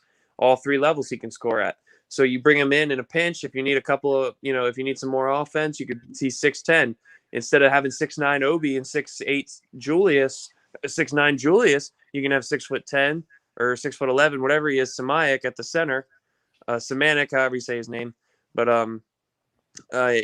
you could have him at the 5 as the stretch 5 playing a small ball lineup as well. More height, more versatility. I agree with you. I'm reading some of Kelvin's tweets there. He had a good game, and also Deuce McBride had a phenomenal game last night. Mm-hmm. Had a double in last night. He very impactful as well. But everyone says don't poo-poo it because it's G League. There's the NBA developmental league, and there's a reason why they're playing. They play the same offensive sets the professional teams play. You saw Jonathan Kuminga come out of there. You saw a lot of players coming out there, and there's some good talent there, Z. Yeah, Jalen Green, Jonathan Kuminga, both came out of it. 2 of the top 10 picks in the draft. And as Kelvin says, Kelvin says a lot of good things. Yeah, he should come on one of these streams one of these times. He seems very knowledgeable. But Knicks 100 GM is our 3rd year in a row. We have 7 to 9 guys 6'6" or under. That, my friend, is the definition of insanity. I wouldn't say that. They're just trying to get a lot of versatility. Our bigs, we have Mitch and Noel, and we have Obi and Julius. Those are supposed to be our guys at the 4 and the 5. But like he said, with all the injury problems with Mitch and Noel, there's a concern there. That's why you bring up a guy who's 6'10", who can fill in a little bit. And Jericho Sims is also doing well, yes. But you need flexibility, and you need more scores on this team. There's no doubt about that. Especially, too, with your defensive guys today, out of the second half, what we need is Julius needs to get involved with Mitch and Noel. Get them an easy bucket, or quickly get them a lob, get something. That way they're more engaged on defense. I say that every stream, because if you get a rim runner, a defensive guy involved, he's going to want to play harder on defense. Absolutely. Well, we started the second half here. So as Knicks bring the ball up here, Barrett back to Julius here. Julius has Green on him. Julius, they like double team here. Julius spins. Got nowhere to go here. 7 on the shot clock to Mitchell Robinson. Back to Burks. Burks drives. He got bumped there, and they're going to call a foul there. No basket. He's got the bump there from Gordon. Smart move by Burks there. He got bailed out with the shot clock. And get him in foul. Hopefully get him in the bonus early. Yes, that's what they need to do. Knicks got to get some scoring on the free throw lines. Get some easy baskets. So they'll inbound the ball here. And just to let you know, Sims is out with a sick, not a flu, but not COVID. Here's Burks in the paint, and he misses. Offensive rebound by Mitchell Robinson. He puts it back in there. Mitchell Robinson inserted himself. Get him Knicks involved. Yes, indeed. And watch him. He'll play harder on defense. As the defense chant starts at the Garden here. As Aaron Gordon, picked up by RJ, but here's back give and go here. Good defense by the Knicks so far here. Oh, Gordon smacks it to Green. They keep the possession. Barton for 3, and it's off the mark. Mitchell Robinson biting. They're battling with Jokic, and they come up with the rebound. So good team rebounding there between Jokic and Randall to keep that alive there. Mitchell Robinson and Randall to keep it out of Jokic's hands, as Randall's going to shoot the 3, and he misses. Mitchell Robinson is shutting himself, and he gets the foul. So Mitchell Robinson, chance for a 3-point play, starting out. And look at what happened as soon as he got that first offensive rebound. Good positioning, scored. Then the hustle on the defense to not let them get another opportunity at the basket, to get that tough rebound, and then come right down. Okay, this is how I'm going to get my points. Let me get back in there. And look at what he's doing to start this second half. timeout Denver immediately. So Denver again, early part. He did that last in the beginning of the game. They called another timeout early in this quarter. Yeah, great job. Great job from Mitchell Robinson to start this. You get him involved on the offense, even if it's putbacks or lobs, and you see how much harder he plays. I mean, and it's not a bad thing. You just got to, as a team, you got to know how to get him involved more often. I'm not saying let him ISO. I'm saying just get him some easy touches. And you see the difference, Kev. Excellent point there. With that, with the also you get the confidence, a confidence builder. It's a Mm-hmm. confidence momentum builder. You keep them engaged. Now they want to, yeah, I agree with you on that. Yeah, it's every time like you see that we used to do that with Tyson Chandler back in the good days. We used to get him involved early for a couple baskets. I think there was like a 10-game stretch back in 2013 where he was the first basket scored every game, and it's to keep him more engaged. That's the same thing we got to do here. You just gave me. Sorry, go ahead. No, you just gave me a phenomenal poll question. Thank you, Z. You brought a name back from the past, which is a good thing. It's a good thing. I'm gonna wait to see when I put the poll question on the channel, guys. For you, I want to get your what you call it, your input on that, on your thoughts. Thank you, Z. Thank you for giving me that one. No problem. And it's been a great watch along so far. So thanks for having me, Kev. Hopefully we can No, pull it out. I appreciate everyone on the network, yourself, Chef Dan, Gideon, Austin, part of the Jedi Network family. I appreciate you guys all part of the program, the network, and thank you for. Can't wait for this evening. Tell us what we got going on this evening, Z, on the A to Z Media Network. So, for our Go Blue Michigan fans out there, we have the Big Ten championship game against the Iowa Hawkeyes, number 2 against number 13. If Michigan wins, they make the playoffs. We're going to be doing a post game, and everybody who's a college football fan, Big Ten, Michigan, if you're a fan of Championship Saturday, come follow us for the post game talk, and it's going to be a lot of fun. Me and Kev are going to do it together, and it's going to be a great time. Now, folks, it's not going to be on the Jedi Network. It's going to be on the A to Z Media Network. So if those that have not subscribed or don't know where we are, the A to Z Media Network, well, please check them out. Subscribe, hit the notification, and join us. It will be around after the game is over. After the Big Ten game is over this evening, we'll come on about 20 minutes after the game is over. We'll get all the stats and all that, and we'll break that down there. Not a college football fan, but then I did the watch along with the Michigan Wolverines beating Ohio State and that beatdown. And you know what? Let's keep it riding. I want to provide the Jedi mind trick luck for Michigan. Let's keep going. As Mitchell Robinson misses the free throw. Yeah, it's all right though. We're cutting the lead. You can't get on him too much. He's not a good free throw shooter. 53-60 here. So Denver trying to stop here. The Knicks coming out a little more sharp in the third quarter. Usually it's the other way around, but here's Jokic one-on-one on Mitchell Robinson. Mitchell Robinson, like you see, he's more engaged, but tough shot there, and they're going to call a foul there. Where? Wow, Mitchell Robinson he must have had the egg salad sandwich because he must have some bad breath. When he put his hand up, when Jokic spun, Jokic's elbow barely kissed Mitchell Robinson's hand, but that's him initiating the contact, not Mitchell Robinson. Oh my God. Wow, I thought it was the egg sandwich he had. If I'm Tibbs, I'm getting a technical here to rile up my team and motivate them.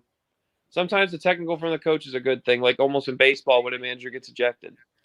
So he hits that, completes the 3-point play. It's a 10-point game now, 63-53, with 20 points for Jokic. Like Chris Russo says, Jokic.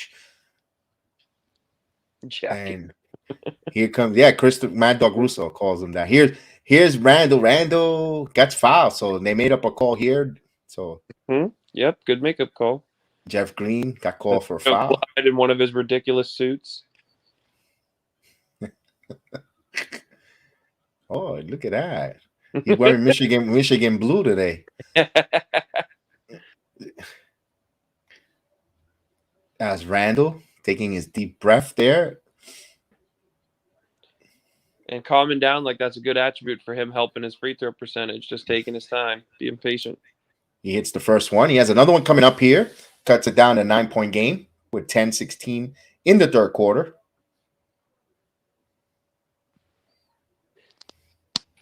And I like the Goku hairstyle that he's sporting there. And he hits the pair of free throw. So that Julius Randle tonight with the Goku Super Saiyan. That's where we need him to go on a Super Saiyan type of run here for the Knicks offensively and defensively as they play some defense here on Barton, and they're going to call a foul on the What? screen here. That's an illegal screen by Morris. He moved into him and moved his elbow. He elbowed Mitch. All Mitch is doing is trying to fight through the screen. Oh, my God. Sorry, I'm getting carried away, but these refs are terrible. As they're going to inbound the ball here. 13 on the shot clock. Green, back to Joe Jokic, back to Barton, open three on the corner, and that's good. So good, give that man an assist there, and Barton hits on the three there. 66-55 here as RJ comes down. RJ stops, back to Randall. Two-man game, Fournier. Fournier is going to, from the corner three. It's good. Evan Fournier with a three-pointer. So Knicks are shooting 7 out of 20 from three-point line, 11 for 23 for Denver. And there's a passing the ball here. And here's Zeke, and he hits a three-pointer. That kid is on fire again. And that should have been good no call for the Knicks. That should have been a 4-point play. It should have been. Yes, it is. As much as we kill the refs for not called to the Knicks, they should have been called for 4 and 1 on that three-point attempt. So here's RJ. That cross-court pass, I dislike those. But now, good defense there. That kid hit a couple shots. He's playing good defense on RJ. RJ getting a lot of contact and finally a call. Wow. The referees know how to blow a whistle for RJ Barrett. Wow. And yeah, that as they replay that three-pointer, Julius literally high-fived him right after the three. Yeah. So that should have been a 4-point play. But it's all right. We got away with one. We deserve it. So Barrett will go to the free throw line here. And he got the first one to roll in. 69-59. Knicks trail by 10 here. 9:07 in the third quarter on a Saturday afternoon matinee. Ooh, Marginados. Hey. And he hits the free throw. Some Frank in the building. Got back from Marginados, a good Italian restaurant here in Central Florida. The mussels. Gotta love that Italian food. Mm-hmm. Here's Barton, another three set up, and this one's off the mark.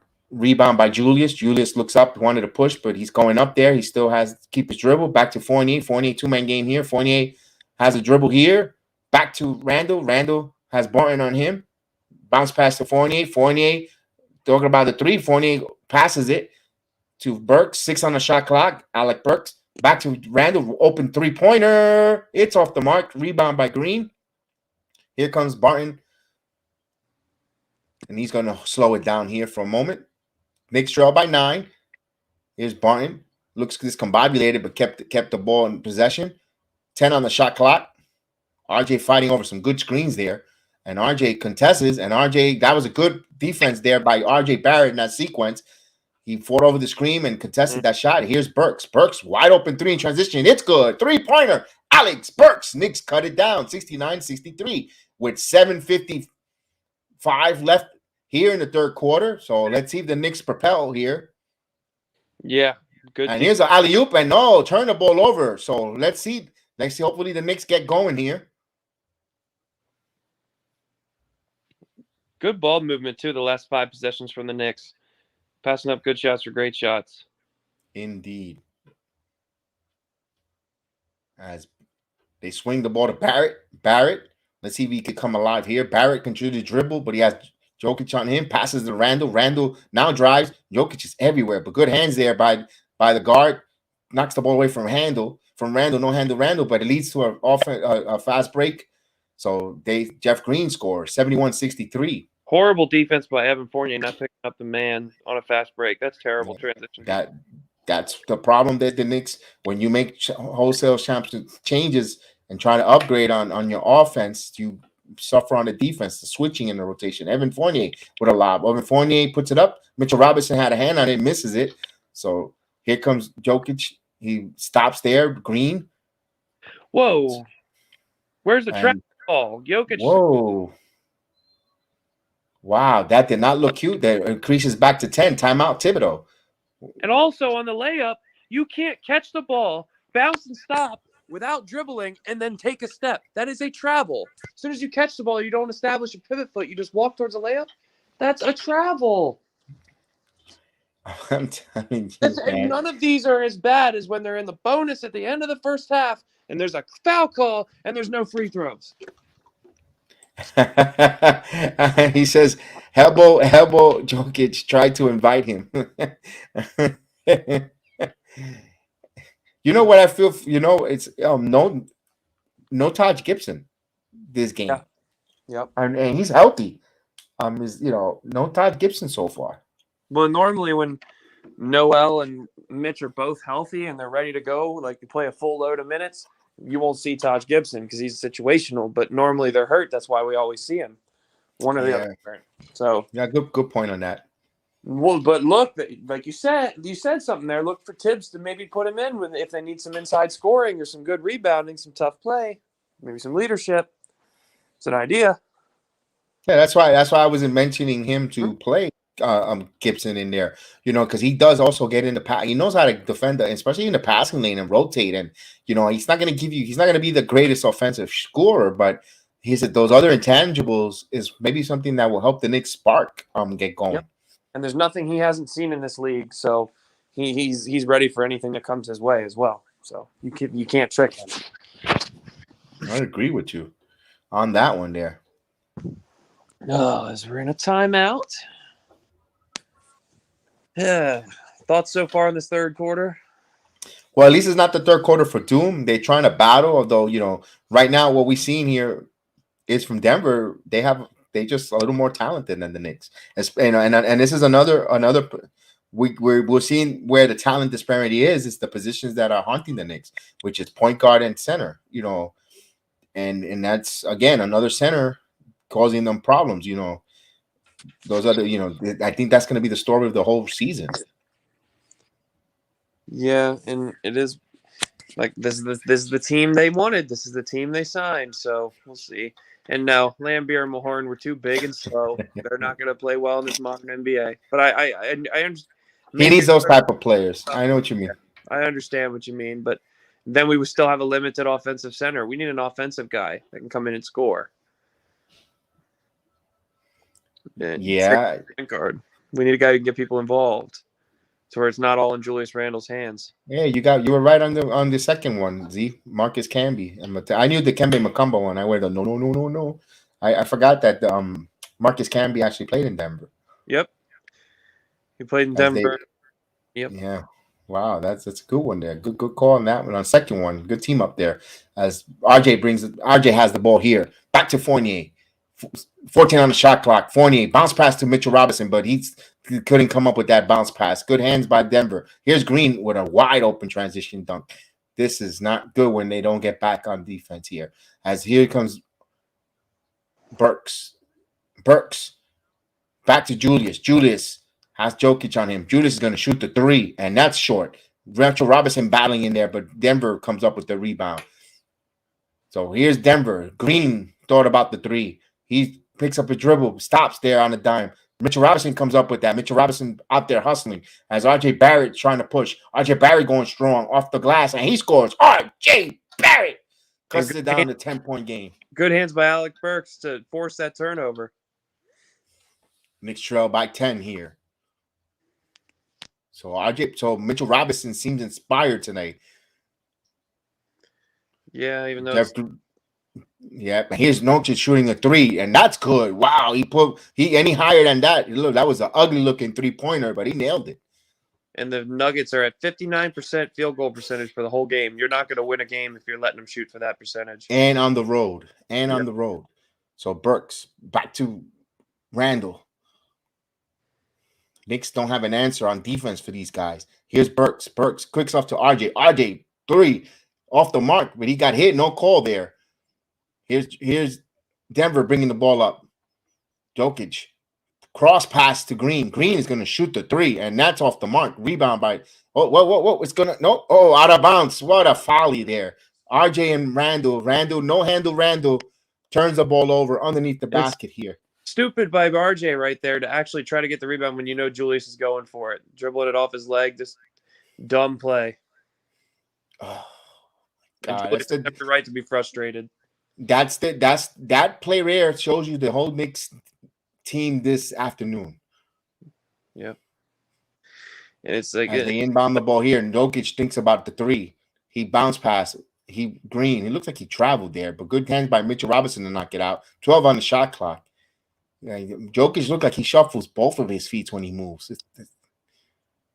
It just doesn't look natural. yeah, nothing natural about his body for a basketball player other than he's 7 foot tall. Yeah, here's Morris. Morris throws some back by Mitchell Robinson, but Campazzo gets it back, and Jokic driving. He spins, good and no contact, but he scores there. So Knicks are afraid of getting called for whistles and backing away there.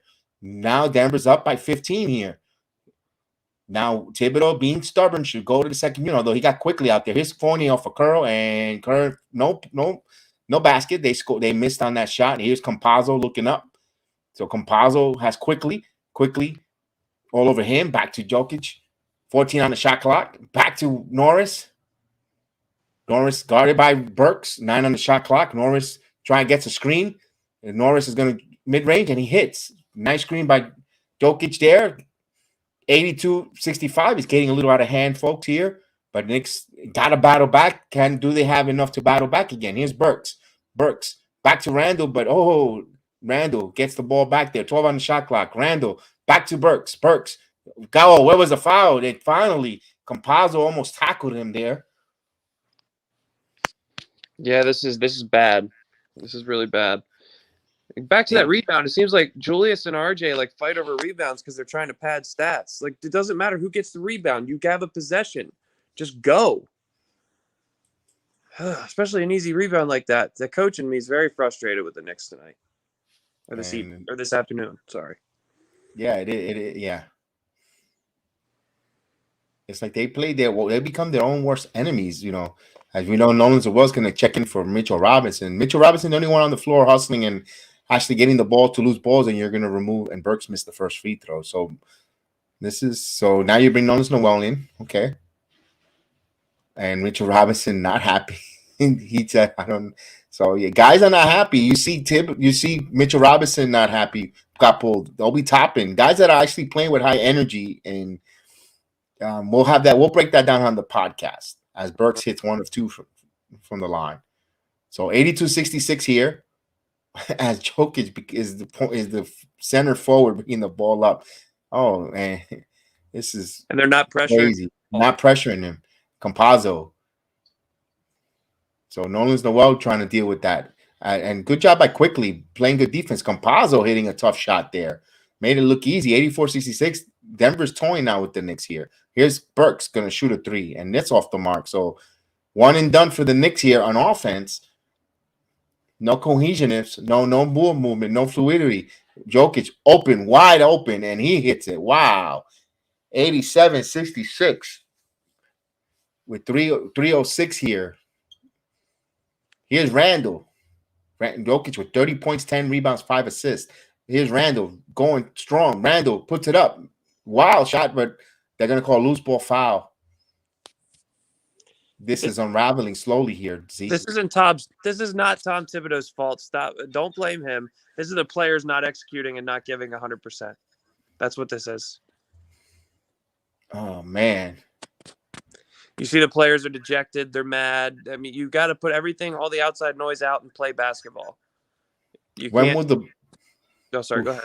No, I said, when will the Bluebirds start raining down in Madison Square Garden? I'm surprised they're not already, because this is bad.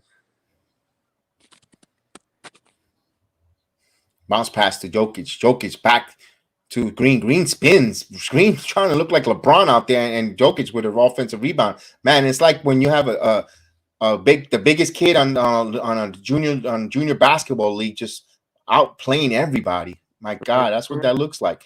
Here's Toppin in the game finally. Toppin, and he kicks the ball off his foot. He turns it over. Look for him to get pulled next time out. Right there. And here's Jokic. Play big minutes. He can't do what Julius Randle does. He can't.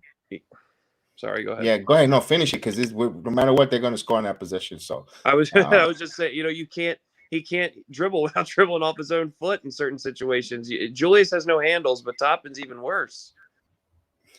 And here's Rose bringing the ball up here. They turned the ball over. 2 minutes left in the third quarter. It started off okay, but then it ended up being a third quarter of doom midway through it.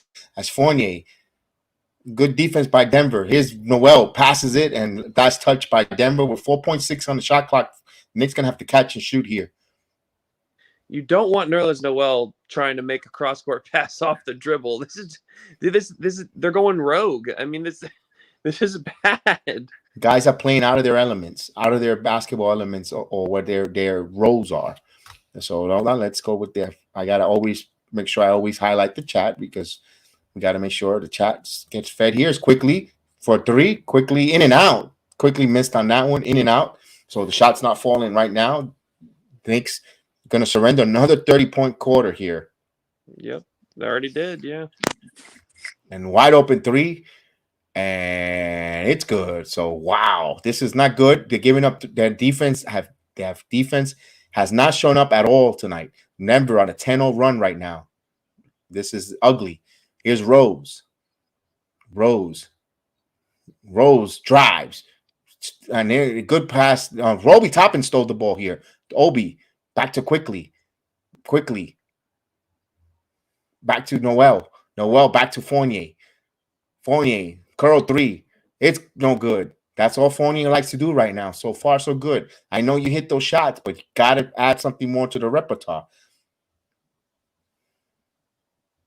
Yeah, this is, I don't know. I'm disgusted.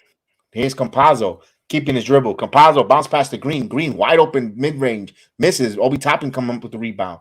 Toppin back to Rose. Back and forth. Nobody wants it. Here's Toppin's going to shoot the three. It's good. 3-pointer. Oh, but Toppin with the Obi-1 uses the force. Yep. 92-61. If he gets consistent with that, he's going to be a big problem for other teams.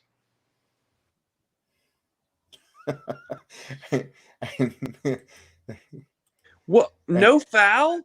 Wow. Here's Noel. Here's quickly. No. Wow. No foul. You got mugged. So Knicks will have it with 8.9 seconds. Jeff Green. Let's see. They can show the replay. Emmanuel quickly goes up. And no, that was all ballsy. Yeah, but I don't know. I guess after the fact, yeah. But it just looked bad live. My fault. That was all But ball. that would have been a foul if it was the Denver Nuggets driving.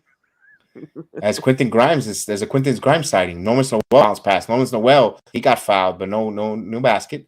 He's gonna go shoot some free throws though. Good entry pass there by Rose. Bounce pass to Nerlens Noel. And surprised Nerlens Noel hang down with his butterfinger in his hands. Nerlens Noel needs to stop having popcorn before each game. I'm telling you, too much movie theater butter. As Noel hits the first free throw here. They're going to bring Jokic back in with 7.7 seconds back.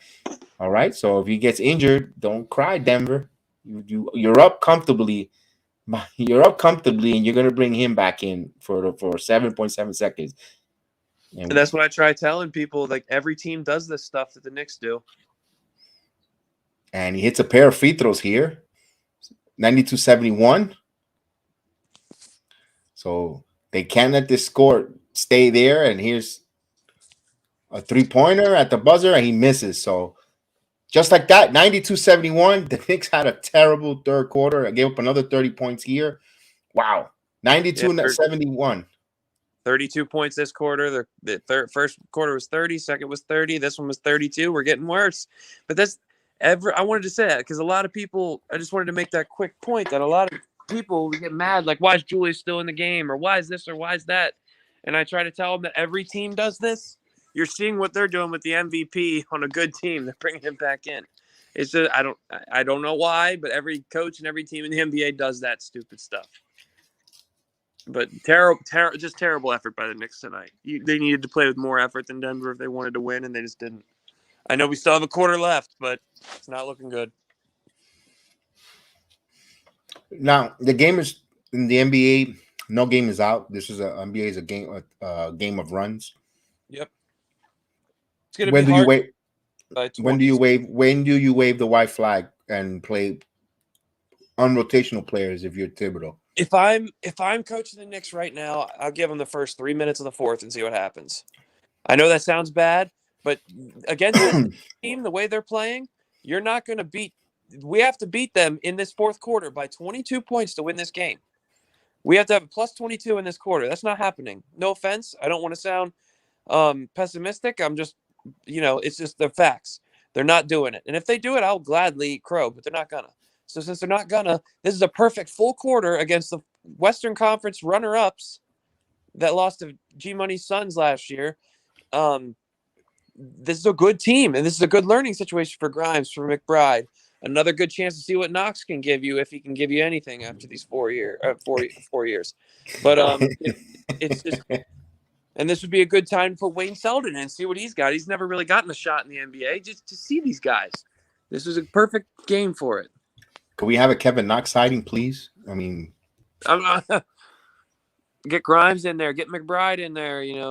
Quick. Yeah, I don't know, but I'd do it right now. And as you see, he's starting the floor with Quickly and Grimes in the fourth quarter. I think he already got the answer. let's see. Hopefully these kids could do something and catapult this team and force Thibodeau's hand, or not Thibodeau's hand in the road, and the starting players playing well, because you got people who are hungry behind you that are coming for your spot as they inbound the ball here. Campazzo. So Obi and Grimes starting the fourth. I like that. I like to see that. Bounce pass. Can they play defense? No, probably not. Can the team as a collective? Here's Grimes over Campazzo. Campazzo puts it up. So they're gonna see and then also the refs gotta allow these kids to play. You're letting everyone play. You're letting everyone play loosely and handsy. And just because he's a rookie, you're gonna change the rules. I don't like that either. Yeah, it is what it is, especially in a blowout. This doesn't matter. And Nolan Noel knocked the ball away, and now, Noel. Oh, there's an argument. Oh, now the Denver Nuggets up by so much, arguing with the refs that call was bad call. That's how it goes. Ooh, that was not off of Campazzo. He had a gripe there. Bad call there. Knicks benefit. Oh, and look at this. And Rose turned the ball over there. Here's Aaron Gordon on a dime. Quentin Grimes all over him. Gordon driving. Stop. Grimes played good defense there. Here's Campazzo for a three. Campazzo hits it. He left wide open there. So not rotating there on the perimeter. It's a 95-71, but good job there by Quentin Grimes playing some good defense there. Sorry, go ahead. Obi going strong to the basket with some moves, and he gets fouled. Go ahead, Zeke. I'm sorry about that. No, I don't understand why Derrick Rose is in the game either. I know he's part of the bench, but you know what you're going to get out of him. McBride, you can't tell me that Deuce McBride can't come there and make that same turnover. But the difference is he's going to learn from it. Derrick Rose already is what he is and is who he is. This is a time right here where you play all of the young kids, and if you're going to have one of your regular guys in there, it better be R.J. Barrett. As he hits the first free throw, 95-72 there. Wow, they're taking it on the chin. Barrett's still on the bench. I don't think we're going to see Barrett play this fourth quarter because due to illness. Yeah, that's true. Come back from illness, yeah. Yeah, he hits both free throws here, 95-73 here. So let's see. Like you said, maybe we should take some of these guys out. Why is Noel in the game? Another one with terrible knees, and he's out there. Doesn't make any sense. And here's Campazzo, hits another three. So happy birthday moment from Campazzo. And here's Rose.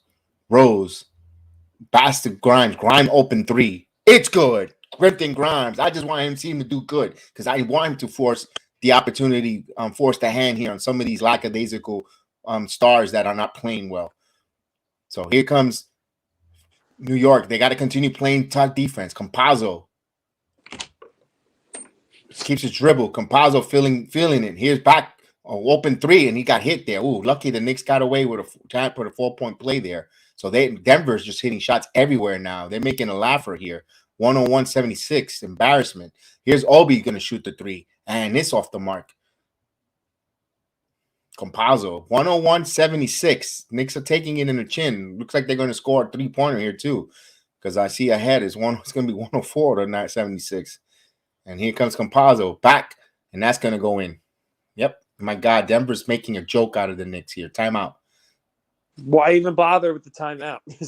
The game's over. Substitute. The lineup should Try be something. Right, Kelvin. Trust. Brock, We should. Quickly, Grimes, Obi, and Sims. Even though he's out, right? Sims is out. But if is Sims out? Yeah, he's also in the RJ's illness. So Whatever it is, stomach flu or whatever it is. we're okay. Then Mitch, because he's younger. Get the development guys in there, because this is the time where you develop them. Knox, get Knox in there. Play Knox at stretch 4 and play Obi at the 5. Even though it's small and it's not going to win the game, I get that, but you get them more opportunity, get them more development. Get all those guys that don't normally play some burn. See what they do. I agree with you, and why you can tell me, oh, we're gonna get embarrassed and lose by 30. You're still lost. You're still losing. Play Knox. Why can't Are you afraid that Knox is gonna actually play well, and then you're gonna be like you're gonna look like egg on your face that you didn't want to play the kid on the court? I mean, as there's a Zion Williamson commercial where he looks like 350 pounds. Dang, he's put weight on. Who's that? Zion? Yeah, he put a lot of weight on. He'll be fine once he wears the orange and blue. He'll be fine. He'll trim down and get into shape, and he'll be a beast. He's trying to pull a James Harden and put on a few pounds. Exactly. That's a fat suit like James Harden. Hopefully, he doesn't have a same gentleman's club issue, because if he comes to New York, man, that ain't going away. I don't think so. You gotta, since it's a laugher game, we gotta find some jokes in there, chat, to get some laughs, because this is bad. This is bad, but I do appreciate though everyone. Thank you for 143 likes on this stream. I appreciate it. Oh, I cussed too on accidentally, but heck yeah. Still gotta support the Jedi. It's still a great watch along, and I'm still glad to be a part of it. So thanks. Thank you. I appreciate that, man. We're 1.94 away. Subscribers. We're close. We're getting close to the 55 to the 2K, man. That's phenomenal. That's on you guys. Thank you. Chat, what does that tell me? 1, you're really supporting him, but 2, you need to share it more. You need to share your social media platforms so that Kev can reach those extra 600 people or whatever it is to get to 2,000. So it's only 55 people. 55. I'm sorry. I thought you said 1 point. Sorry, I thought you said 9 or 45. Sorry, my bad. No, we can do that when we reach the 3K. I was saying 60. My fault. Hey, but if you bring me 600, I appreciate that too. I'm not limiting myself. You know what? Get him 600,000 subscribers. Just share. That's my lesson. Share. Wow, wire to wire. Yeah, that's right, Gideon. Wire to wire victory. Another one. We were destroyed in Denver. Yep. Team Money loves the misery of the Knicks. Here's Quentin Grimes rising for 3. That's off the front of the rim. 104-76. After the stream is over, I'm gonna go have a cigar because this is bad for the Knicks. Take it on the chin and you move on. Here's a bounce pass there, and here's a 3, and they finally missed a 3. Obi comes up with the rebound. So we're gonna push here. Here's quickly. He's gonna shoot a 3 from transition. Get your points, my man, because these guys stink right now. 9 minutes to go here. We gotta make it respectable at least. Absolutely, Kevin, I agree with you. But I want to see these. I want the scoring to come from the youth, not these old heads. I want we know they're gonna get their stats. I want to see the young guys. I want Grimes. Here's Quentin playing some good defense there and good tough shot there by Green. That's a veteran move there. Quentin Grimes can do any better on there.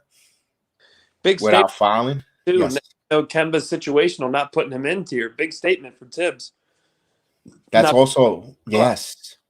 Yeah, because why not sit Derrick Rose and play Kemba? You don't know if he could come up with some kind of spark with the Rat Pack. Yep. Yeah, I agree with you. Kemba Walker needs to get on his floor. And why is Julius even bothered? So what? So you could keep Julius out of the game. Let him rest. Let him sit. Enough. They're not. No matter how much, even if they go on a 20-0 run, they're down by so much. They're not going to. They're not. They're going to bring Jokic back in, and it's not the Knicks. Chances of them winning this game are slim to none. And here's a shot, and he misses. And Slim just left the building. He had a dinner reservation, so this game's over. Kelvin P. Jones. I'm gonna need a Marlboro Red myself. I'm gonna need a cigarette after this game. No, I'm glad that Dave R Cigars got the last cigar that he sent me that I'm gonna smoke a little later because this is one of those loose ball foul there. So thank you, Dave R Cigars Counting. Yeah. He sent me a couple cigars. I have one, I had one for my birthday. The other one I was waiting for Christmas, but I got tonight. It's one of those. I'm just gonna open it up and then just have it. Dave R needs to send me some because when Michigan wins tonight, I'm gonna need a celebratory cigar. There you go. I got to try to stay positive after this laugher. Holy crap! So Calvin T. Jones is going to go visit his local CBD shop and making sure he. I don't think he's what he's looking for. Oh, well, I'm trying to keep it peachy, but I would. Sorry. And he scores. Derrick Rose off the inbounds, man. It's good to have fun on the stream, though. 106.80. Just loosen the belt after. It's like having too much trimmings for Thanksgiving that you just kind of sit down and loosen the belt. This kind of game is a little blowout, so you loosen your belt and have fun. Here's Gordon. Here's a three-pointer. Doesn't matter at this point. They misses. Here's Toppin. Back to Randall. Back in the game for I don't know what. They're playing Harlem Globetrotters between Obi and Randall. Here's Derrick Rose. Scoop layup. He scores. So, wow. And he goes, I'm at the local dispensary. There you go. See? There you go. Don't you like that? The state of New York made it legal now. So it's so local dispensaries, man. I should have bought it. I should have invested on a couple of dispensaries down here in Florida. I probably would have retired already. Yeah, you could have been retired and not have to worry about going to work after this laugher and hearing about it from all the Knicks haters. But then if I'm retired, you're gonna see too much of me. You're gonna see me every streaming about everything, interviewing high school coaches of former players, and then players, family members. Yeah, no, we want to talk about basketball. I gotta work. God made me to work. I gotta work. No hyperbole here, buddy. No, I gotta work, man. So right now they call a timeout. Z, my God, this is getting a little out of hand, man. I want them to do good. So it looks like we're gonna fall one game under 500. No joke. No. Let's get a little serious here. One game under 500. Expectation level of last year's change. We had a great expectation level. They made a couple of adjustments, some moves that we thought was gonna help out. And right now, as of 20 plus games, it hasn't. Yeah, and it's just the team was better last year than it is this year. I mean, let's be honest. They played harder. They had an identity. Played better defense. I know the offense wasn't as efficient per se, it was more efficient by the numbers, but it wasn't as much options on offense last year. But they played together. They loved playing with each other.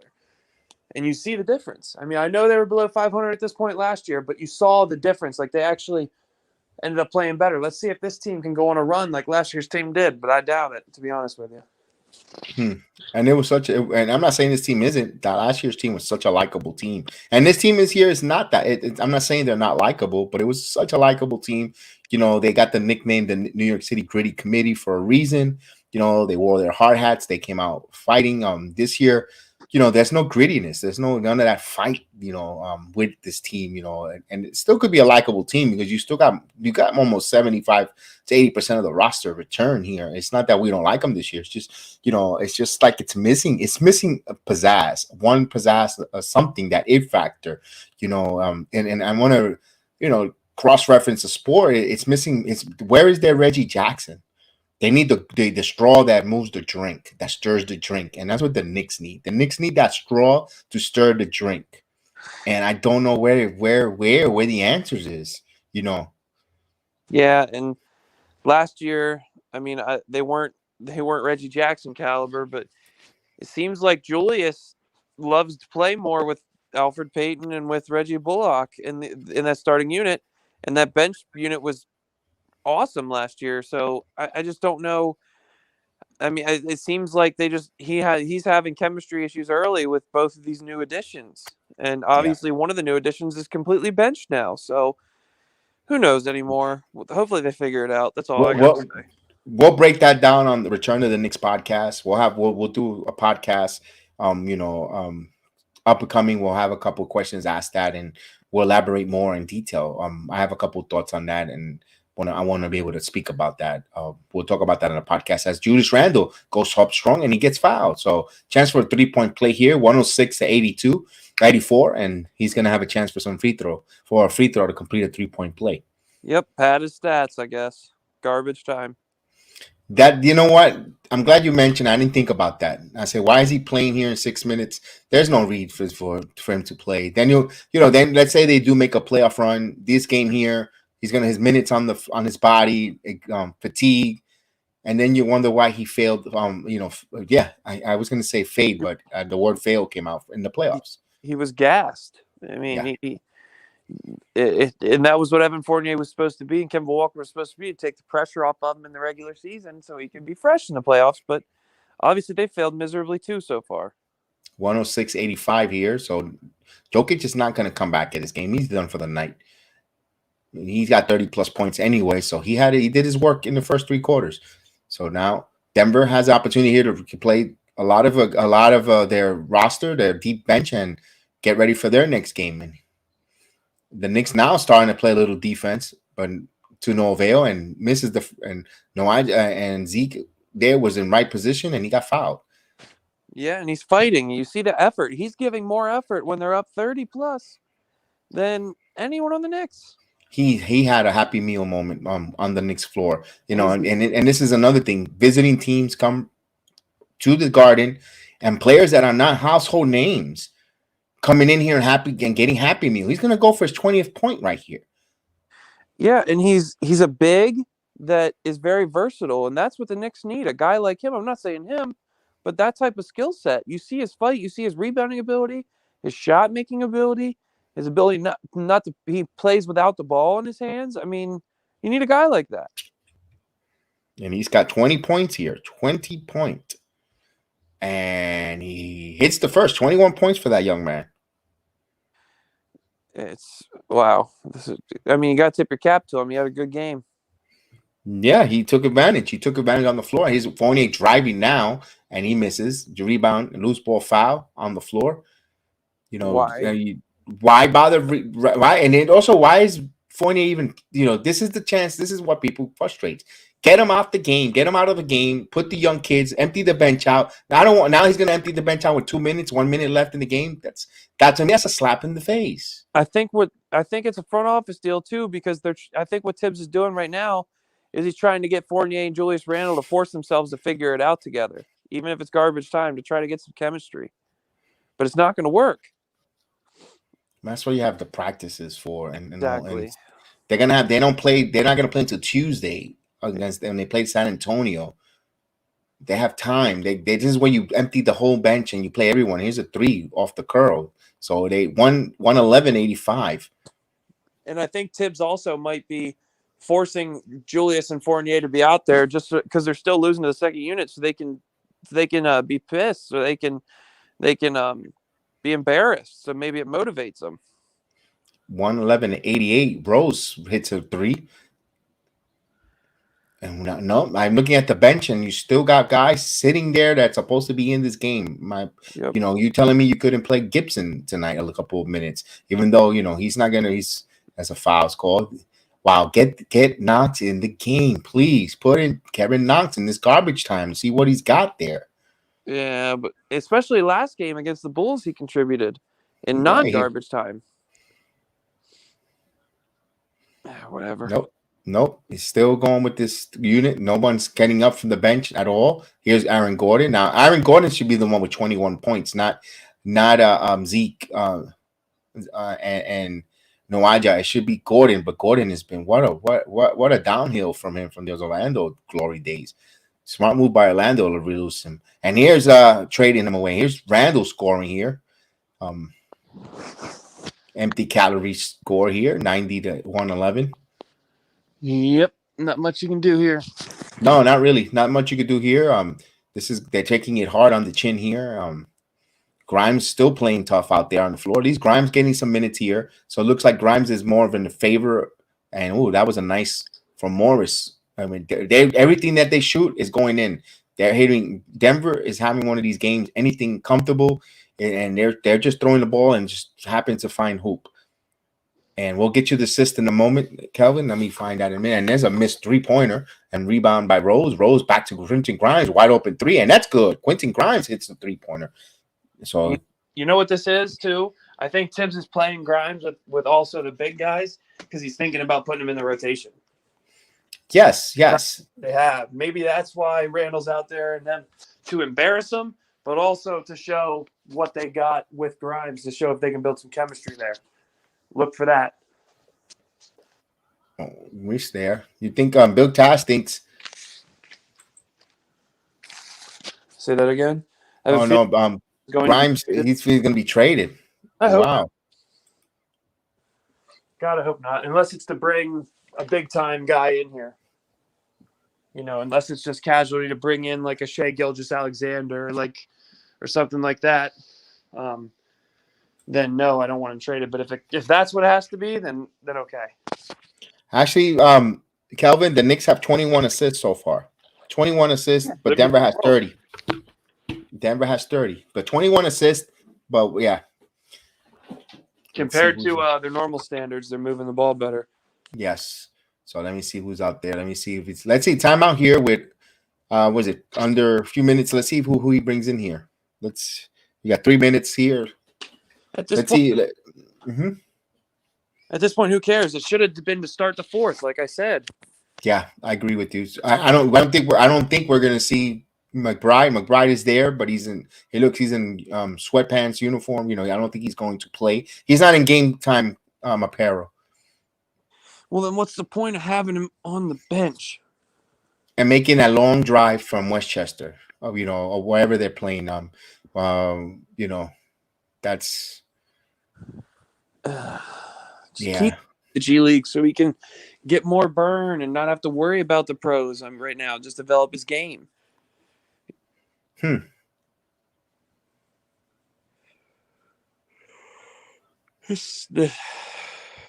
He thinks that Rose is fed up with the team and would ask for a trade. I don't think so. I think he has so much trust in Tom Thibodeau and wants to be with Tom, and he's going to give it a little bit more time. And the fans love him. Christmas, though. And the fans love him, though. That's 113 and 93. So Knicks taking it hard on in at home, embarrassed. And here's Campazzo for another 3, and he misses. And again, loose ball rebound. Barton comes up with it, but he steps out of bounds. So good job there. Oh, let's see, they call a foul on Grimes. But that's embarrassing. An air ball, Randall and Grimes under the basket, and somehow someone sneaks in for an offensive rebound. There should never be an offensive rebound on an air ball. That's terrible basketball. I mean, and there's nothing you can do about it if you're Tibbs or if you're any coach in the world. It's heart. It's hustle. It's the player in that situation. Get the rebound. Here's a 3, and that's off the mark. Rebound by Julius Randle with 3 minutes there. Again, don't know why they're playing him in 3 minutes. They're still playing him in this fourth quarter when they're down by so much. Grimes bounced past to Randle, and he scoops and he scores. Wow, beautiful pass by Quentin Grimes there. It was. Maybe that's, like you said, the build chemistry between Quentin Grimes and Randle, and maybe some, maybe there's going to be some more shakeups here. Here's Campazzo, but it doesn't help the Knicks if they take rotation out of Fournier. They just signed him for all those years. Here's a jumper from the baseline, misses. Here comes Grimes, brings the ball up. So we're just trying to fill out the minutes here. Here's Randle going. Now he goes strong to the basket and he scores. By Grimes. Yes. I give another assist. For Grimes in the rotation full time. 2 weeks. That's my guess. It's my bold take. The way he's playing with Randle right now, Tibbs has got to be satisfied with that. As Obi Toppin playing defense. Obi Toppin, good defense there, and Obi Toppin still hustling out there as he brings the ball up. Come on, Obi should have went coast to coast with that. I mean, the game is out of control. To Fournier to get another step back 3 to miss it like he does. He's been doing all game. He should have. There, I wouldn't mind him being a little selfish. The game's out of control, but he knows he's being up. Every little thing he does is microscope. A magnifying glass as the Garden faithful starts standing up and says, "We need to beat the traffic." So they're starting to get up. And Grimes all over Campazzo there. Nice defense. Grimes, then he switches up, and good defense. Grimes all over the place. So Grimes trying. Hopefully, he endears himself to this coaching staff with his hustle. Here's Rose. Rose is going to put up with a three, and that's off the mark. Obi Toppin comes up with the rebound. Obi back to Rose. So Knicks look the lackadaisical there, standing around. Obi trying to fight, but Rose puts up a jumper and he misses. So wow, Yeah, this is terrible. white flags, and for that I'd rather have the kids out there because these starters are starting to wave the white flag with these shots. And I'd rather, and not even, Julius is playing well even in garbage time. It's Fournier. Fournier and Rose for me are just jacking. 48 seconds here. Obi still playing defense there, and good defense by Derrick Rose and Fournier. Both of them look lackadaisical on that rebound play. So this is the final seconds here. Fournier driving. Fournier finally goes to the basket, and there's a goaltend. So the Knicks might make 100, but I don't think so. I think they're going to fall short of 100. 99 to 113. Go ahead, Z. It might even cut it to a 12-point win, which it should have been a 40-point win for Denver. Absolutely. You're right. The score doesn't indicate how bad this game was, and they're trying to dribble it out. They'll probably get a shot clock violation here. Campazzo shoots it. So this is it. Respectful right there by Campazzo. We'll credit that he's from another country and he doesn't know the etiquette of NBA basketball. And Grimes tried to shoot the last three to see the game over 100, but it's over. Knicks fail 113 to 99. Falls one game under 500. Thibodeau is not happy. Hello, Maria. I hope you're doing well. We lose this game here. 113 to 99. Wow, let's get this out of the way. I'm glad that's off. That was a little annoying. They just gave Tibbs walks past Mike Malone, his former coaching friend under the Van Gundy tree, former fellow assistant for Van Gundy, doesn't say anything to him. Malone starts yelling, and then the ref backs him up, and Malone actually yells at the ref and gets a technical after the game. What the reason why is because of the Campazzo shooting that three. Yeah, but I mean, Tibbs has every right to be upset. You still got to shake the coach's hand. That's also sportsmanship. That's also etiquette. But Malone yelling and screaming and gets a technical after the game, like that matters. Why are you even going to call it technical there? What's it matter? You're just trying to get money from him to the NBA, trying to get money away from the union and back to the company. The next home game, the Knicks go on the road now for a while until next Sunday, December 12th. They'll host the Bucks. So maybe that's a good thing for them. Get away from the Garden, get on the road, and get that going there. Let's bring in G Money into the building. Salute G Money in the building. Salute. What's up? Did your Suns win today? Nah, man. Dub Nation kicked our butt last night. Hey, it was a good streak, but hey, all streaks must come to an end. Our Knicks, salute everybody. Hope everybody's doing fine. Mike Breen and Walt Clyde Frazier said it best. The final score doesn't depict how bad we played today and how good the Nuggets played. Denver shared the ball. The driving kick was working. The pick and pop. The Jokic feet flamboyant. Us in the Big Apple stretching the floor, killing us in the paint. The Denver McNuggets tasted bad for the Knicks today. This is really bad. And also, what's so sad about this, we just came off a tough loss to the Bulls and the Nets. I would have thought they would come up with more energy, more passion. I know the Nuggets are a good team. They have a good, talented team. But this is the same Nuggets that lost to the Magic. They blew a 60-point lead to the Magic and lost 7-9 So the fact that we keep coming – why is it every time we play Denver, we get blown out for some reason? It's like – I don't know if it's the size. Yeah? They're a better team, and every time we play Denver, New York tries to up the pace and play their style of basketball. They don't ever try to make Denver play our style, and that's what when you try to make them play their style, you let them play their style against you who's trying to play the same way, you're going to get blown out every time. Pretty much. And Denver, like you said, got into transition. They got open dunks, open catch and shoot. Some guy named Najee, he had the best game of his life. Slow Kelvin, best game of his life.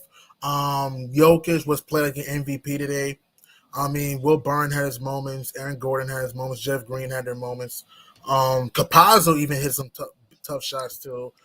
So it's like you said, Z, when we play too fast in this game.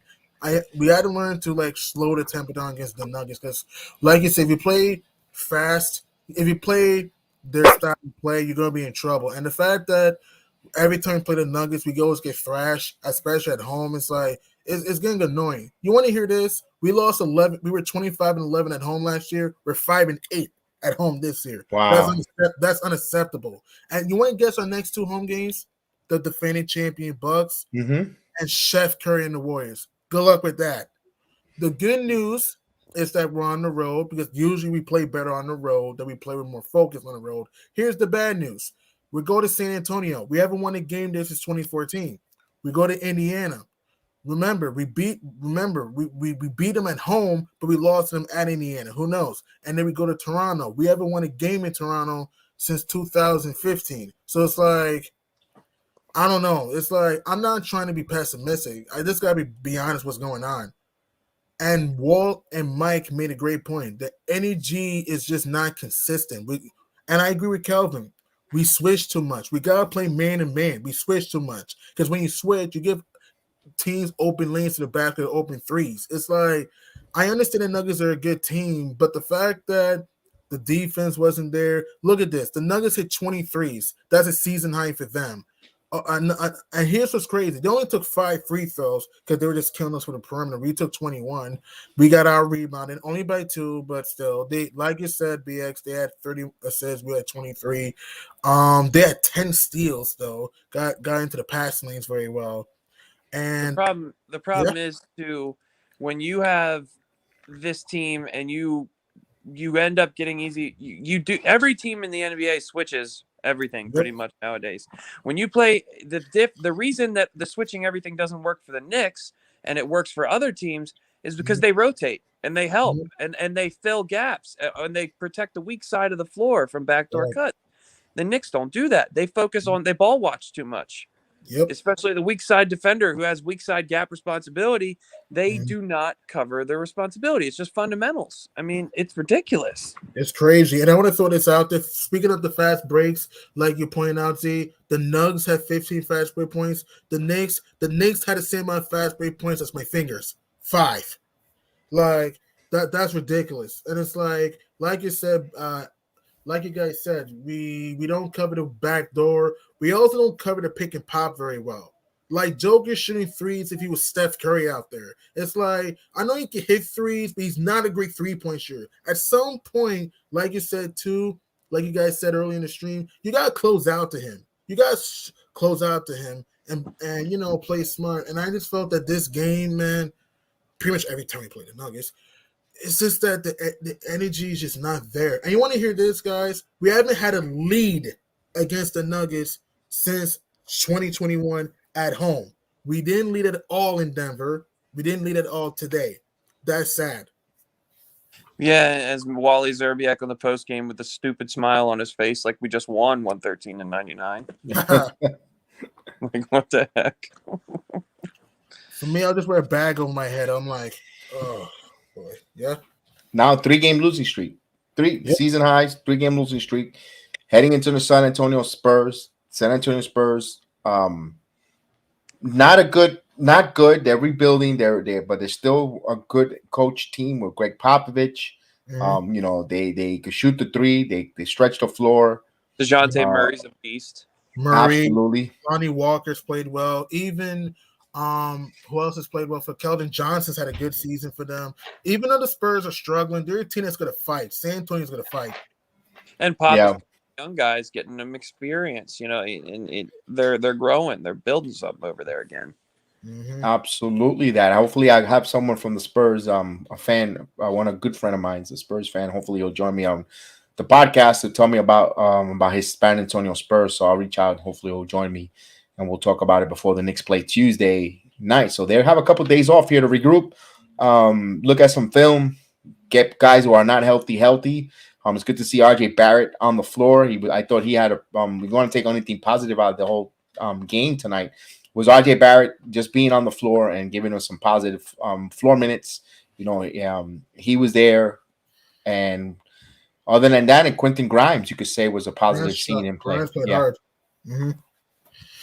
Grimes played. I wish he would have had a few more minutes. I understand Grimes may not be great, but Grimes can shoot. And also he plays good defense. He played hard. He played hard today, I should say. Yeah, and his shots started to fall. Like Kev said, once those shots start to fall, you see how. Yeah, I can't stand him either. Yeah, they act like he was a 10-year vet for the Knicks who never played a single game. Like, why is he there? But anyway, you Right. have you have Grimes who's actually making the shots, and then since he's Mhm. making the shots, he's a threat to score. Then you see the Mhm. passes to Julius, the nice 2 pocket passes on give and goes. I mean, we haven't seen that in so long, and for Julius to defer to a rookie like that and let him control the ball, he only defers to now Emmanuel Quickly, Derrick Right. Rose, and Quentin Grimes. He defers to no one Mhm. else, and you see that he lets Yep. them handle the ball in pick and roll action with him, which is unheard of. And when you have G Money, you came in late, so I'll ask you this, and then of course Mhm. Kevin and I already talked about it. Do you think Julius and Derek and all those guys were in the game at the end for garbage time to see how Quentin Grimes worked with them? Because my thinking is Tibbs is so close to putting him in the rotation that he wanted to see him play with Julius and Rose and see how he plays off of those Right. guys. Your Right. thoughts? I kind of agree with that because you want to gain some chemistry, gain Grimes involved, though. But what really killed, so I agree with you there, is that what really killed me is this, man. And again, I'm not saying it's all Thibs' fault. It's all the players. It's the players because the players in this game, it's like, I don't know. But if you Thibs, you gotta give Grimes a little more minutes. I'm not saying a whole lot of minutes because he's a rookie, but at least give him a few more minutes, like you said, Kev, a few times to let him feel the game. Because again, I'm not saying he's an all-star. He's not, but Grimes can shoot. He could go to the basket if he wanted to, and he's a good defender, especially on ball and again the passing lanes. So I think that if we can use more of Grimes, then it can help us out because he can also stretch the floor for us too. Because you saw our 3-point shooting today. We were 12 for 40. Like, come on. But at the same time, too, and I get it. I get it. I know you're not like coming at Tibbs, but the thing is, this loss isn't on Tibbs. This loss is on the players. The only 2 players that played with heart today: Obi Toppin, Quentin Grimes. That's it. Nobody else True. played with heart. Mitch had like a 5-minute span where he played with all out intensity to start that second half. To start that third quarter, he had 2 good offensive rebounds and putbacks, and he had a block. Other than that, no energy from anybody else. He was bad. And that garbage time, G Money, with that air ball, you should never get let's the team get an offensive rebound off of an air ball. That's pathetic. It's crazy. If And I'm you a want to coach, hear? if I'm Tibbs, I'm making all of them run suicides till they puke. I know it's NBA. After this game, I would. Because think about this, right? We have lost 8 home games this year. We only lost 11 last year. And here's another thing, right? And I agree with you on this, Z. Even though Randall had 24, it didn't feel impactful at all. It didn't feel like he dominated. It didn't feel that, oh, I'm going to bang you in the post, Bob. It didn't feel that. Garbage time. It felt like garbage time. It didn't feel impactful. Like you said, Obi played hard like he usually does, hustles like there. And Grimes was hitting threes, was trying to help us out. But like you said, man, what kills me too, we don't ball pressure the ball. We don't ball pressure enough, though. It's like, I don't understand this. It's like last year's team ball pressured, and also last year's team swarmed through the perimeter. Now it's like you're seeing teams get open threes at the wing, top of the key. You know what it is? It's because last year, no matter how much you guys hate him, and I'm not saying you do, but no matter how much people hate Alfred Payton and Reggie Bullock, they could ball pressure because 9 times out of 10, which is a very successful rate, they're not getting blown by. If Evan Fournier and Kemba Walker and Derrick Rose pressure the ball, they're getting blown by right away, and it's going to collapse the defense. That's why they don't pressure the ball, just for reference.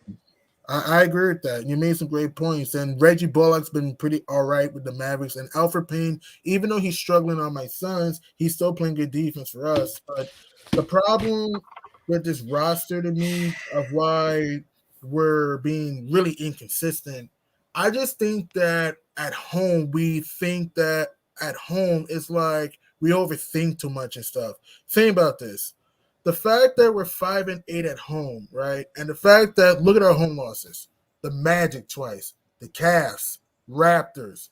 We got slaughtered by the Suns. We got slaughtered by the hobbled Nuggets. We even our home wins. We barely beat the Celtics. We barely beat the Rockets. Excuse me? Oh, I was saying the Rockets. I was trying. We barely beat them. We were this close to losing until Alec Burks and Emmanuel quickly saved us, and we lost to the Bucks at home after being on 24 and come back to tie to tie the game. I think. I mean, we got the lead, but we never really able to pull that off. It's like on the road, we play our style of play on the road and we play together. But at home, it's like the energy's not consistent. The ball move is not there at home. And it's craziness. And even though we're going on the road, which is good, here's what we have to consider. The Spurs game. We haven't won a game in Texas since 2014. Okay? The Pacers game. We struggle in Indiana lifetime. And then in Toronto against the Raptors, we struggle in Canada lifetime. So it's like, I don't know, man. If we want to make the playoffs this year and do something, we need to learn to clog the paint, share the ball, and play our basketball. I'm not seeing it right now, man. Because we can't play to our identity. And I'm curious to see what Kev says, because even if you pick up Kelvin at a good point, pick up a half court, but at the same time, you can't do that with Evan Fournier, Derrick Rose, Kemba Walker-News playing, because you're going to get blown by it, and your defense can't collapse at half court. If that does, that's disaster. So you understand what I'm saying, Kev, about Alfred Payton and Reggie Bullock could actually do that when these guys can't. What are your thoughts on that? No, and Alfred Payne, he's what, 6'4", 6'5". 220. He's like the size of a good physical big wide receiver in the NFL.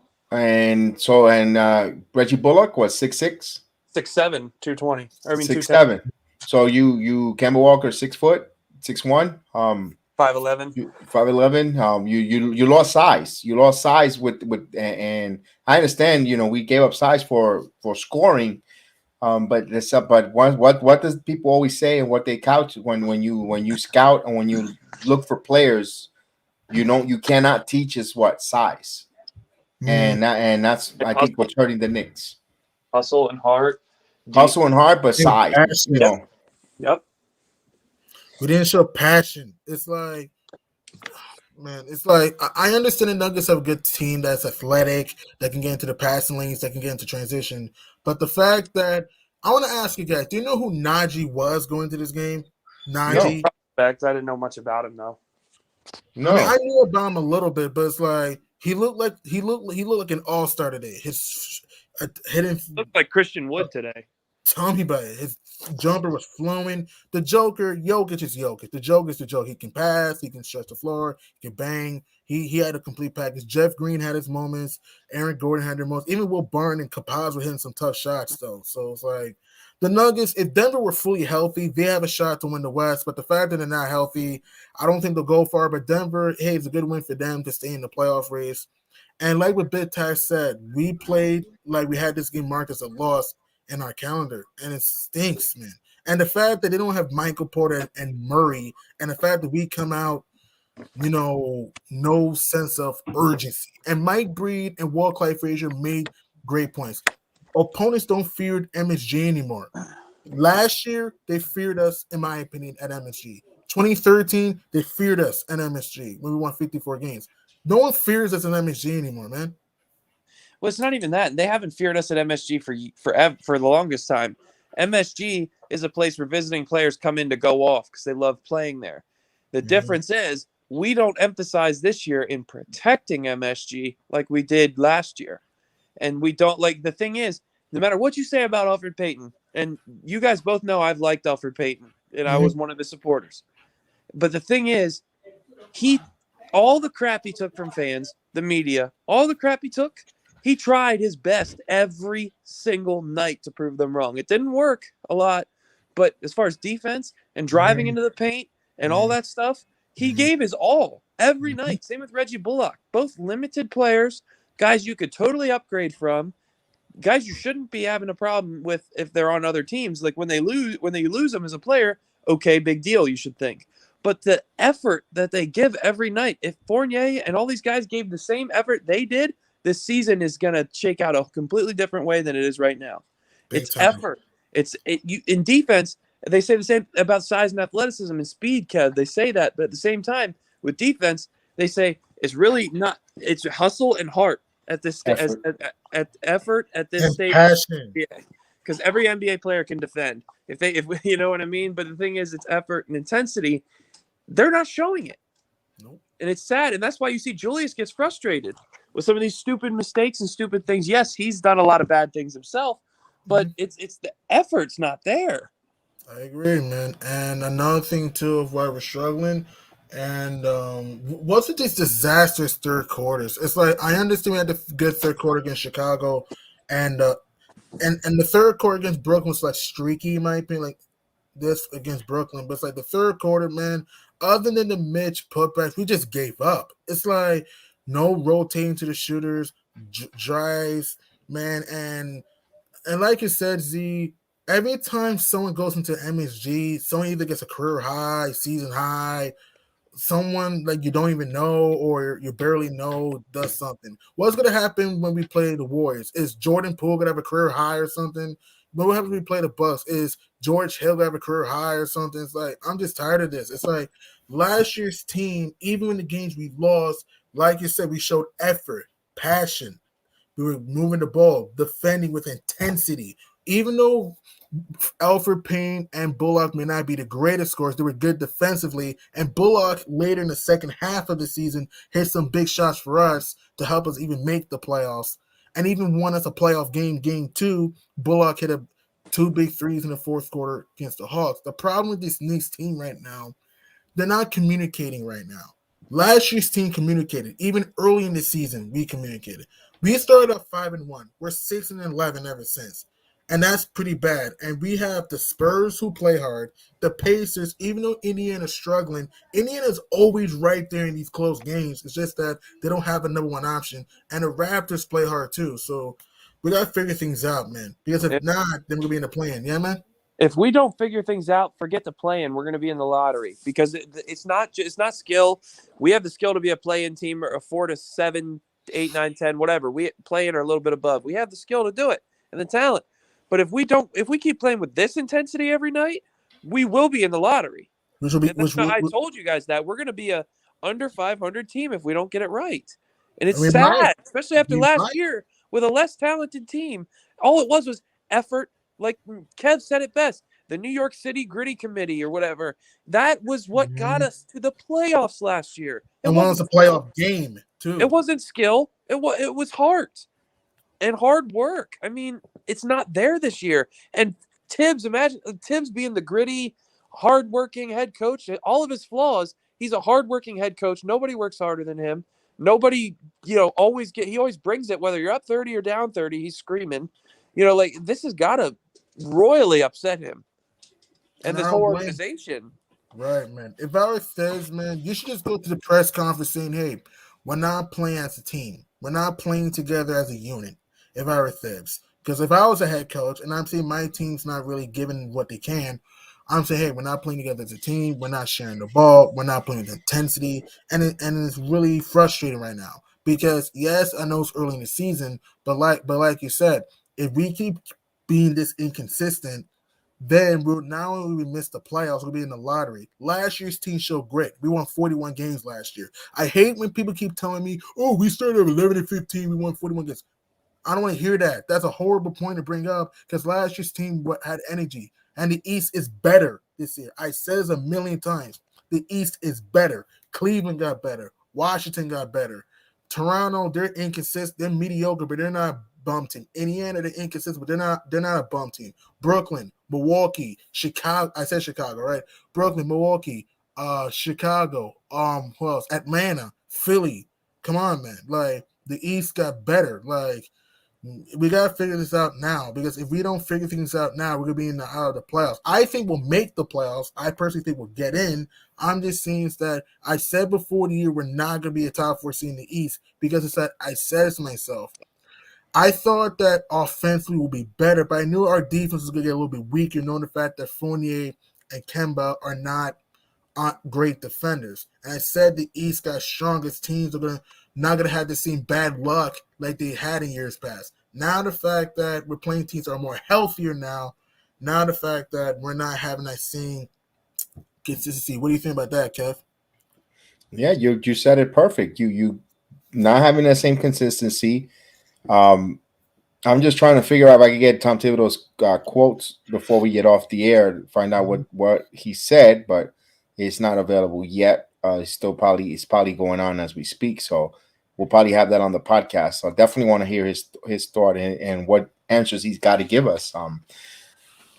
it's and one thing that worries me, and I keep and I hope I'm going to elaborate more on the podcast. So worries about me is it's that cookie puss that sits underneath the basket every Mhm. game that owns a team. I don't want that worries me. We got something good here, something um strong, building something, despite the fact we're complaining right now being one game under 500. And what we just finished elaborating that is looks it doesn't look good.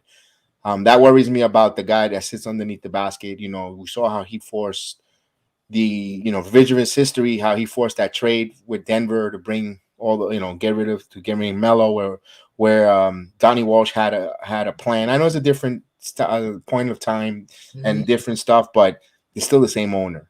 And what worries me that I hope he doesn't want to have a knee jerk reaction, force the guys ahead above below him to mortgage some good players and something good, and stunt the growth because we're struggling a little bit in December right now.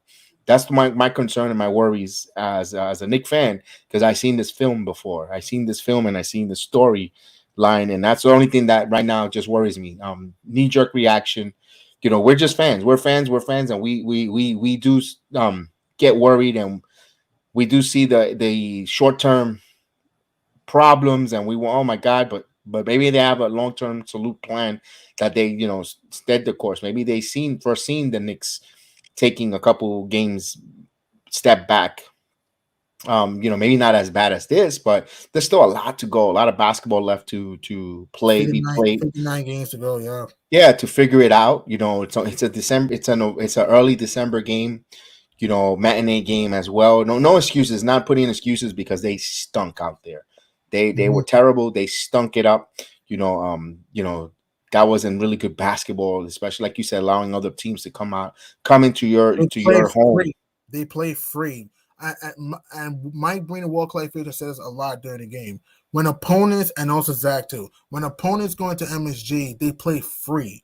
They don't Right. let the crowd get involved. They just say, "Hey, we're just gonna play free. We're just gonna play loose," and that's what happened. The Denver Nuggets played loose in this game because the Nuggets, remember, they were starting to slide in the standings too. So Denver was starting to say, "Okay, we got to share the rock. We got to penetrate, do more driving kicks. We got to do more, pocket passes." That's what they did a lot. The Nuggets shared the ball a lot, man. And the fact that they did this without Murray and MPJ, if they were fully healthy, the Nuggets had a shot to even go to the finals if they're fully healthy. But the Knicks right here, man, we, like you said, Kev, we're not playing with the same sense of determination. Okay, we're not playing with the sense of swagger that we had later in the season last year. Last year we played with swagger, we played with pride, we played with heart, scrapping, moving the ball, crashing the glass, rebounding. Even though and Julius Randle, in my opinion, last year was playing like a real all-star and was allowing the game to come to him. This year, it's like he's been inconsistent this season, and also the rest of the two. RJ Barrett, after that good start he had, he's been inconsistent. Noel just can't stay healthy for his life. Mitch, he hasn't looked the same this year. And even our bench was, other than Queen Grimes and Obi, our bench was trash today. Well, that's what happens when you bring, you. Everyone was saying about, well, put this guy in the starting lineup, move that guy. It disrupted. No matter how much you tell me, it disrupted. Alec Burks not being in that bench mob. It just has disrupted a little bit. And also, Derrick Rose hasn't played well either. Rose is struggling a little bit, and he goes through these kind of funks. He struggles a little bit, and then he gets back together, and then he puts on a phenomenal stretch. Like, wow, he become. That was that time that I said, and I even mentioned, I think Derrick Rose in short limited spurt is the best player on the Knicks in short spurts in 25 minutes. I think he was the best Knick on the floor, regardless of anyone there. But the Knicks don't have a guy that's going to a 40-minute guy that's going to be an all NBA player. Because Julius, as much as he's our all-star, yes, he's our all-star, our best player, but Julius is not a top 25 player in the NBA right now. You think And we get the so? no. What do you think, Zach? You think Julius? You think JR3 or Jules is a top 25 player right now? He's No, not. He's no, not. he's definitely not playing like one. Okay. He doesn't crack. There's 20. I could give you 25 best players ahead of him before, and But he's our all-star though. Don't get me wrong. He is our best player. I understand. And it's that uphill climb. And like I was saying, I just don't hope that it doesn't force the owner to want to bring some change, some type of player here that we need, a Carmelo type of move where what, let's get rid of this one. I don't, quickly gotta go. Oakley gotta go. They bring Nah, we don't need I'm to do afraid that. I know that, but he's the owner. He will he did it. You had Donnie Walsh here, one of the great basketball minds, and built teams, correctly, smart. And granted, I know that none of those players pan out to be all world after that Carmelo Anthony trade that we traded away, but as a collective unit on the floor with that body of Knicks that there with Amari Stoudemire and Soft, not to go back on history, they were playing well. They were playing good. I'm not saying Carmelo. Right. They had continuity. I'm not saying Carmelo destroyed or messed up the continuity. No, they didn't. But, they could have added that same and just added Carmelo in the offseason and not disrupted. It kept that camaraderie together. Maybe, it's like saying we could have kept, maybe all the players that left and allow those roster spots. Maybe, you probably could have brought in a Fournier for a roster spot for what you gave up a Franklin Aquina or some sort of, I don't know. I'm just, it's easy to say now being an armchair quarterback sitting here and seeing the results ahead of us, hindsight, but it's interesting. But I tell you one thing, one guy that's doing really well around the league that I've been calling for, Spencer Dinwiddie. He's played great in Washington. And the Wizards, even though the Wizards got thrashed by the Cavs, Dinwiddie's had a good game. He can stretch the floor. He's an underrated passer, and he's looked good after that ACL injury. I don't see none of those folks. Where are all those folks that poo-pooed it when I said it back in July and that I wanted him on my wish list? No. All the Nick people. Where are you guys? I'm calling you guys out that when I was on the other program that didn't want Spencer Dinwiddie, and I told you Spencer Dinwiddie is what the Knicks need. Where are you guys? And the Wizards are a 4th seed. Exactly. Where are you guys that were wrote in the chat? I didn't know what I was talking about, or no, he's not. I don't think so. No, he's not that type. Where are you guys? Of course, you're not on this channel. Y'all stuck over there playing circles. I said that. Spencer Dinwiddie, and it's on tape since July, June. We need Spencer Dinwiddie. We need a point guard of that caliber on this team. I know Z1 is Alonzo Ball. I know the price tag might have been different, but with the price we're paying for the crap that we're getting from Kemba Walker, who's not even in the rotation, nor a Fournier, the money for those. Look what Spencer Dinwiddie's doing. I rest my case. And also, speaking of Spencer Dinwiddie and the Wizards, I know Washington got thrashed, but we're talking about a Wizards team that might actually make the playoffs this year. So it's like the problem with this New York squad is like we're not making the right moves. Last year's team made good moves last year. Last year's team made the proper moves. This year's team is like I don't know. It's like it's missing point guards, G Money. We're gonna go in circles because we know that they're not hustling and they're not doing those plays, but it's just it's just because they don't got a point guard. For me, I'm sorry for interrupting you guys. No, you're good. Malcolm Brogdon would have been a great, perfect point guard he's not perfect. We get my point. Malcolm Brogdon would have been a good point guard for us. He can shoot. He could go to the basket if he wanted to. He's a good, reliable free throw shooter in fourth quarters. He can pass, and he's a great, I can't say good, I should say good defender on ball.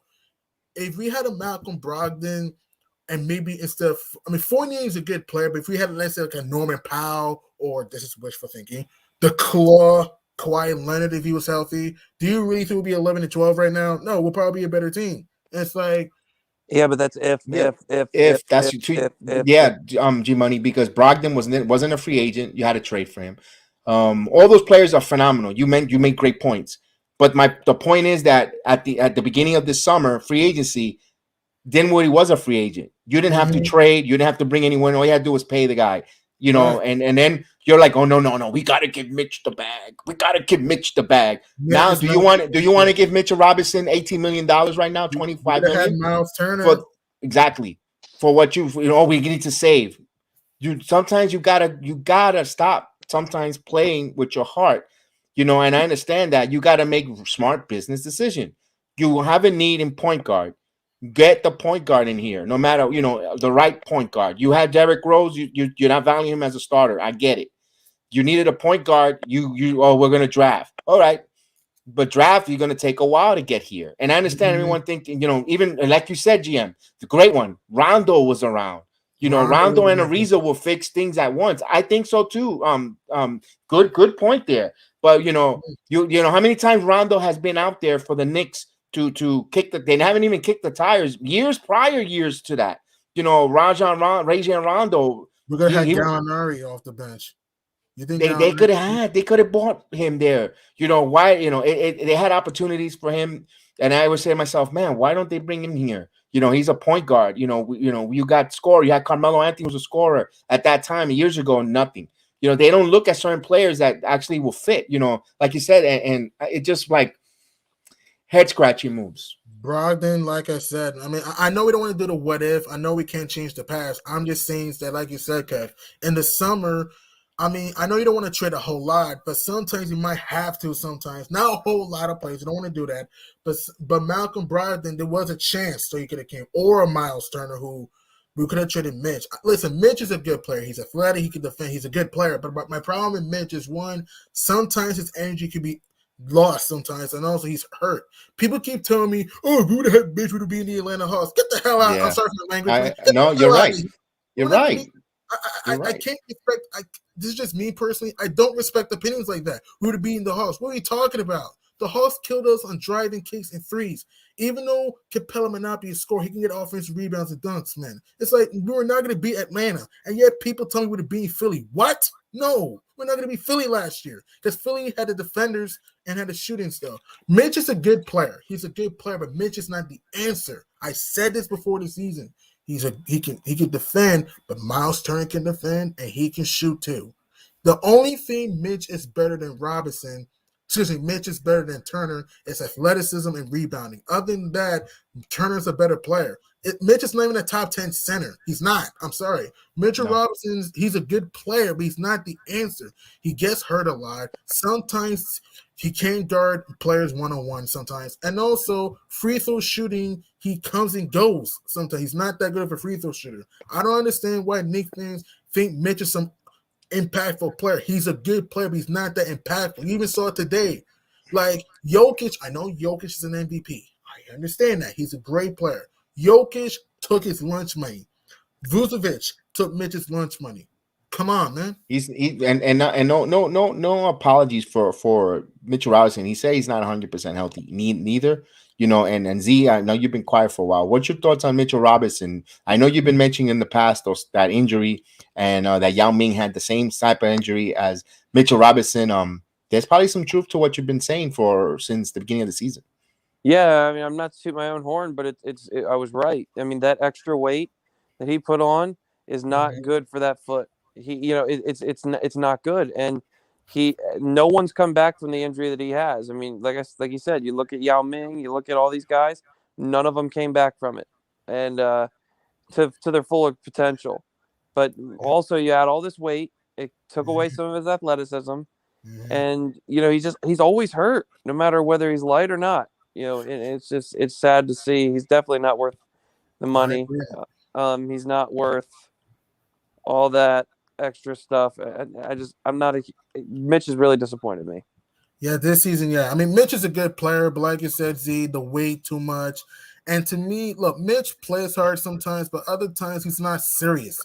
Sometimes he's not serious sometimes. It's like, look, I like Mitch, but Mitchell Robinson is not the answer. I don't know why Knicks fans thought, oh, if we would have had Mitch, we'd be in the Eastern Conference Finals. Get the hell out of here. We were not going to beat Atlanta. Atlanta had shooting. If we would have gone past them, we were not going to beat Philly. Listen, I don't care that one game Mitch Holden beat it 2 for 7. That doesn't matter to me. That was one game in the regular season this season. And beating the playoff series, and don't forget, Embiid had a meniscus. No one talks about that. A fully healthy Embiid would destroy Mitch in the paint, and Embiid would stretch him out. We were not going to beat Philly last year. I'm not trying to go back into last year, but my point I'm saying is that Mitch, he's not that impactful. He's a good player, but he's hurt a lot. His defense, he can protect the rim, but cannot guard the paint. His free throw shooting is inconsistent, and he looks lost sometimes. Let me say you this: the trade value for Mitchell Robinson is really diminish. I mean, the only thing that saves the grace that you could trade him Mitchell Robinson is a $1.8 million salary. And I understand that. I think that's why Knicks fans endeared themselves and myself. He was a second round pick, and what he given us for a second round pick, usually those are like throwaways. Not this year, not the way the NBA is developing players. And kudos to all those players in the small market colleges, Division 3, Division 2, and all those different areas. There's still a path to make the NBA. Look at the MVP, the reigning MVP we saw on the floor was the second round pick, and became an MVP. So anything's possible, and I think that's why us as Knicks fans we endear and because we seen him grow, homegrown, and granted he's not. Like you said, a transitional type of center or game changer. Because when we think of centers that transition the games and change and impacts the game. Mitchell Robinson doesn't impact or transition the game the way we want him to as a center, traditional centers like a Shaquille O'Neal,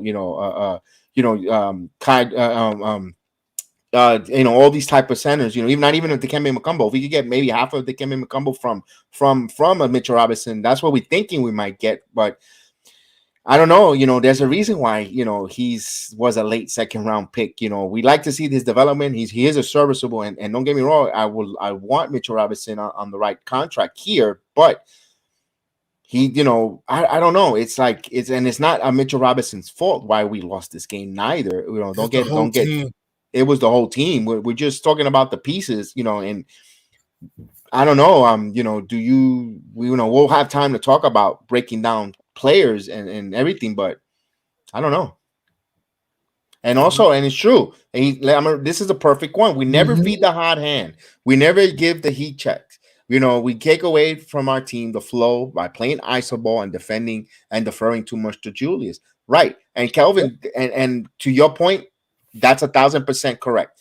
Now, the reason why is you don't have the floor general who has the moxie, the cojones, the testosterone to sell and say, no, we're not going to do this iso ball. We're going to set up play. We're calling this play, whatever it is, Eagle 4, which is this rotate. We're going to give the ball to the hot hand, whatever they want to call, whatever numbers or play they call out there. You don't got that guy with that moxie to stand up to your leader, to Randall, and say, not right now, my friend, because this guy is hot right now. We're going to keep going to the hot hand and where the furnace is. And that's what happens when you don't have a floor general with the moxie out there. I agree, man. And people keep telling me, oh, trade for Dame. I'm not trying to hate on Dame. I'm just making a point with this.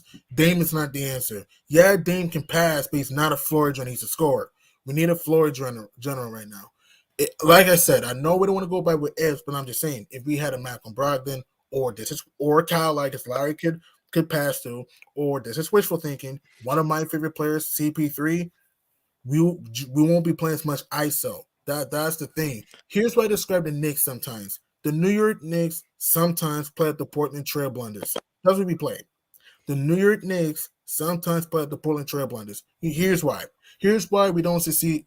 We're not succeeding right now. We play too much hero ball. We don't share the ball. We get into double teams. We're not moving the ball around the horn, and we waste the shot clock sometimes. It's annoying.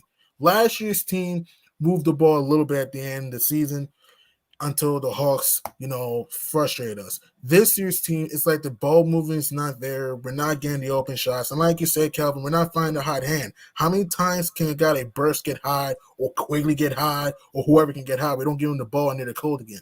I don't understand it, man. And here's another thing that kills me, too. Why is it every time RJ Barrett's in fast break, we don't give him the ball for him to throw it down or get a layup? I don't get it, man. Yeah, I just don't understand a lot of things this team does.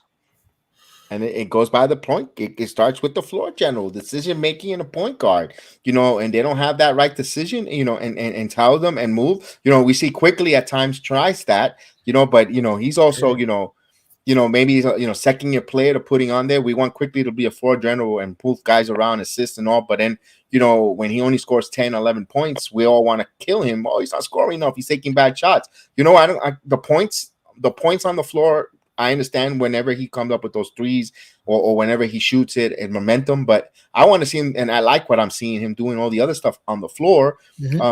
And those games were competitive when he played almost 36 minutes to 38 minutes on the floor, both the Brooklyn and the game last game that we lost.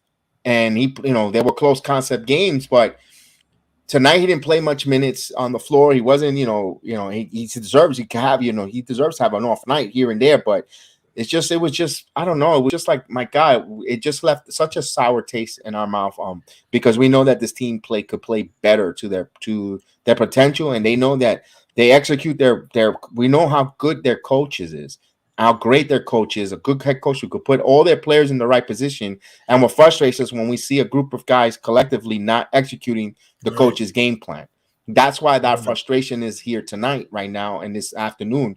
With the Knicks is because we don't see them executing the head coach's game plan, and the coach works so extremely hard to prepare. And one thing you're not going to get from a Tom Thibodeau coaching staff, unpreparedness. They're so prepared. They always got step 1, 2, and 3 ahead of themselves. And what frustrates not just the head coach, but us as a fan base, when they don't execute it. And that's what we're seeing currently right now. And we just want them to either they got to get it together, and they need to, get going, because it's gonna get late early. Mm-hmm. And teams will get stronger. We talk about deadline for us. Why about I know we're talking about the Knicks, but other teams gonna make moves too. So it's like you said, Kev, we gotta. To me, it starts on this road trip. Okay, we got the Spurs. I know they're struggling, but like I said, they play hard. We got the Pacers. They're gonna try to bounce back after they lost to us last time. And then we got the Raptors. We gotta get revenge on Toronto. And Kelvin made some good points. We don't do enough backdoor give and goes, off ball movements, off ball picks, except for Obi. I'm sorry. I don't get it, man. And another thing too, we don't do a lot of pick and pop though. We don't do a lot of screen roll. It's just a bunch of dribble. I don't understand it, man. It's like last year's team, even though we were up and down offensively last year, at least we got the good shot last year, especially later in the season when we won 16 out of the last 20, going 9 in a row. We were sharing the ball. We were doing a lot of pick and pop. We were defining the old man, the give and goes. We don't do enough of that. And here's the thing that really frustrates me too. RJ Barrett we shot 43s. Come on, man. And RJ Barrett camping at the 3-point line. You want what were you tonight? 1 for 7 this game from downtown? Dude, get a mid-range shot, get an elbow J. Remember when RJ had the great stretch he had to start the season? Because he was attacking. He found mismatches, penetrating, even showed a mid-range a few times. The past few games, I know he was sick, but I don't want to hear excuses for him or anybody. He just jacked up a bunch of outside shots, and I don't get it. And I remember Zach and I had a good point. Zach and I had a conversation about RJ Barrett, man. I want to keep RJ because I don't want to trade him because I'm not into the whole trade RJ. I want to keep RJ Barrett. But is RJ really a star caliber player right now? I don't. No. That's debatable. We'll leave that for the podcast on that one. Definitely. Z, what's your thoughts? Let's get some thoughts out of here because we gotta get some dinner, some lunch, and there's a big game coming up. Our Doties on the stream is not over, so we have to prepare for that. So Z, give me your thoughts here. My thoughts are just a clunker. Another one. We're seeing the same issues every game, and it's energy and effort is the first thing. You can fix all the other stuff, but the first thing you got to do is play with effort, intensity, and heart, grit. Any adjective you want to use, you got to play with those characteristics, or you're gonna suffer. And that's we need to do better. Absolutely on that. So with that said, all I gotta say for the New York Knicks before I say good night to everyone, and have you go for a wonderful Saturday afternoon to late evening is actions speak louder than words. And what I mean, action speaks louder than words. We want to see the Knicks now put action. Enough with the talking, enough with the words, enough with the referee, and we need now actions. We need to put you guys to go out there, put some action to what you learn and what you're working on in your practice facilities and all the plays, and you need to put in actions what Thibodeau puts down on the X's and O's. Johnny Bryant, Kenny Payne, Andy Greer, all of them. That I put whatever they put there, whatever plays and whatever go to an attack, and we need action. Enough with the words, enough with the lackadaisical play. You guys are much better than that. And with that said, guys, have a wonderful Saturday afternoon. We'll see you next time here. Go Michigan, and we'll see you guys on the next one.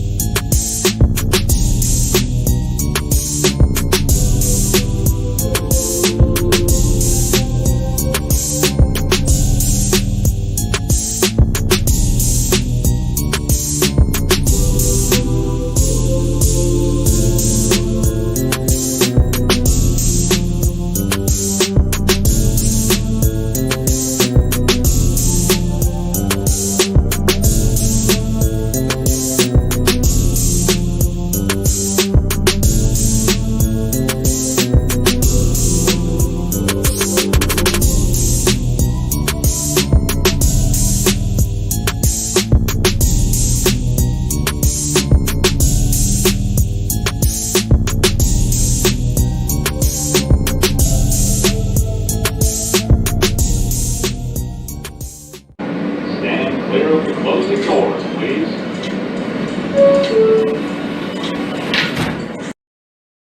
I wanted to say salute real quick to Johnny Timon who came in. Johnny Timon, yes, we need that bear. Definitely Big Johnny Bear, Timon. what's up, buddy? All right, Miss ya. man. I'll see you in the next time, guys. Thank you, Kelvin. Like always.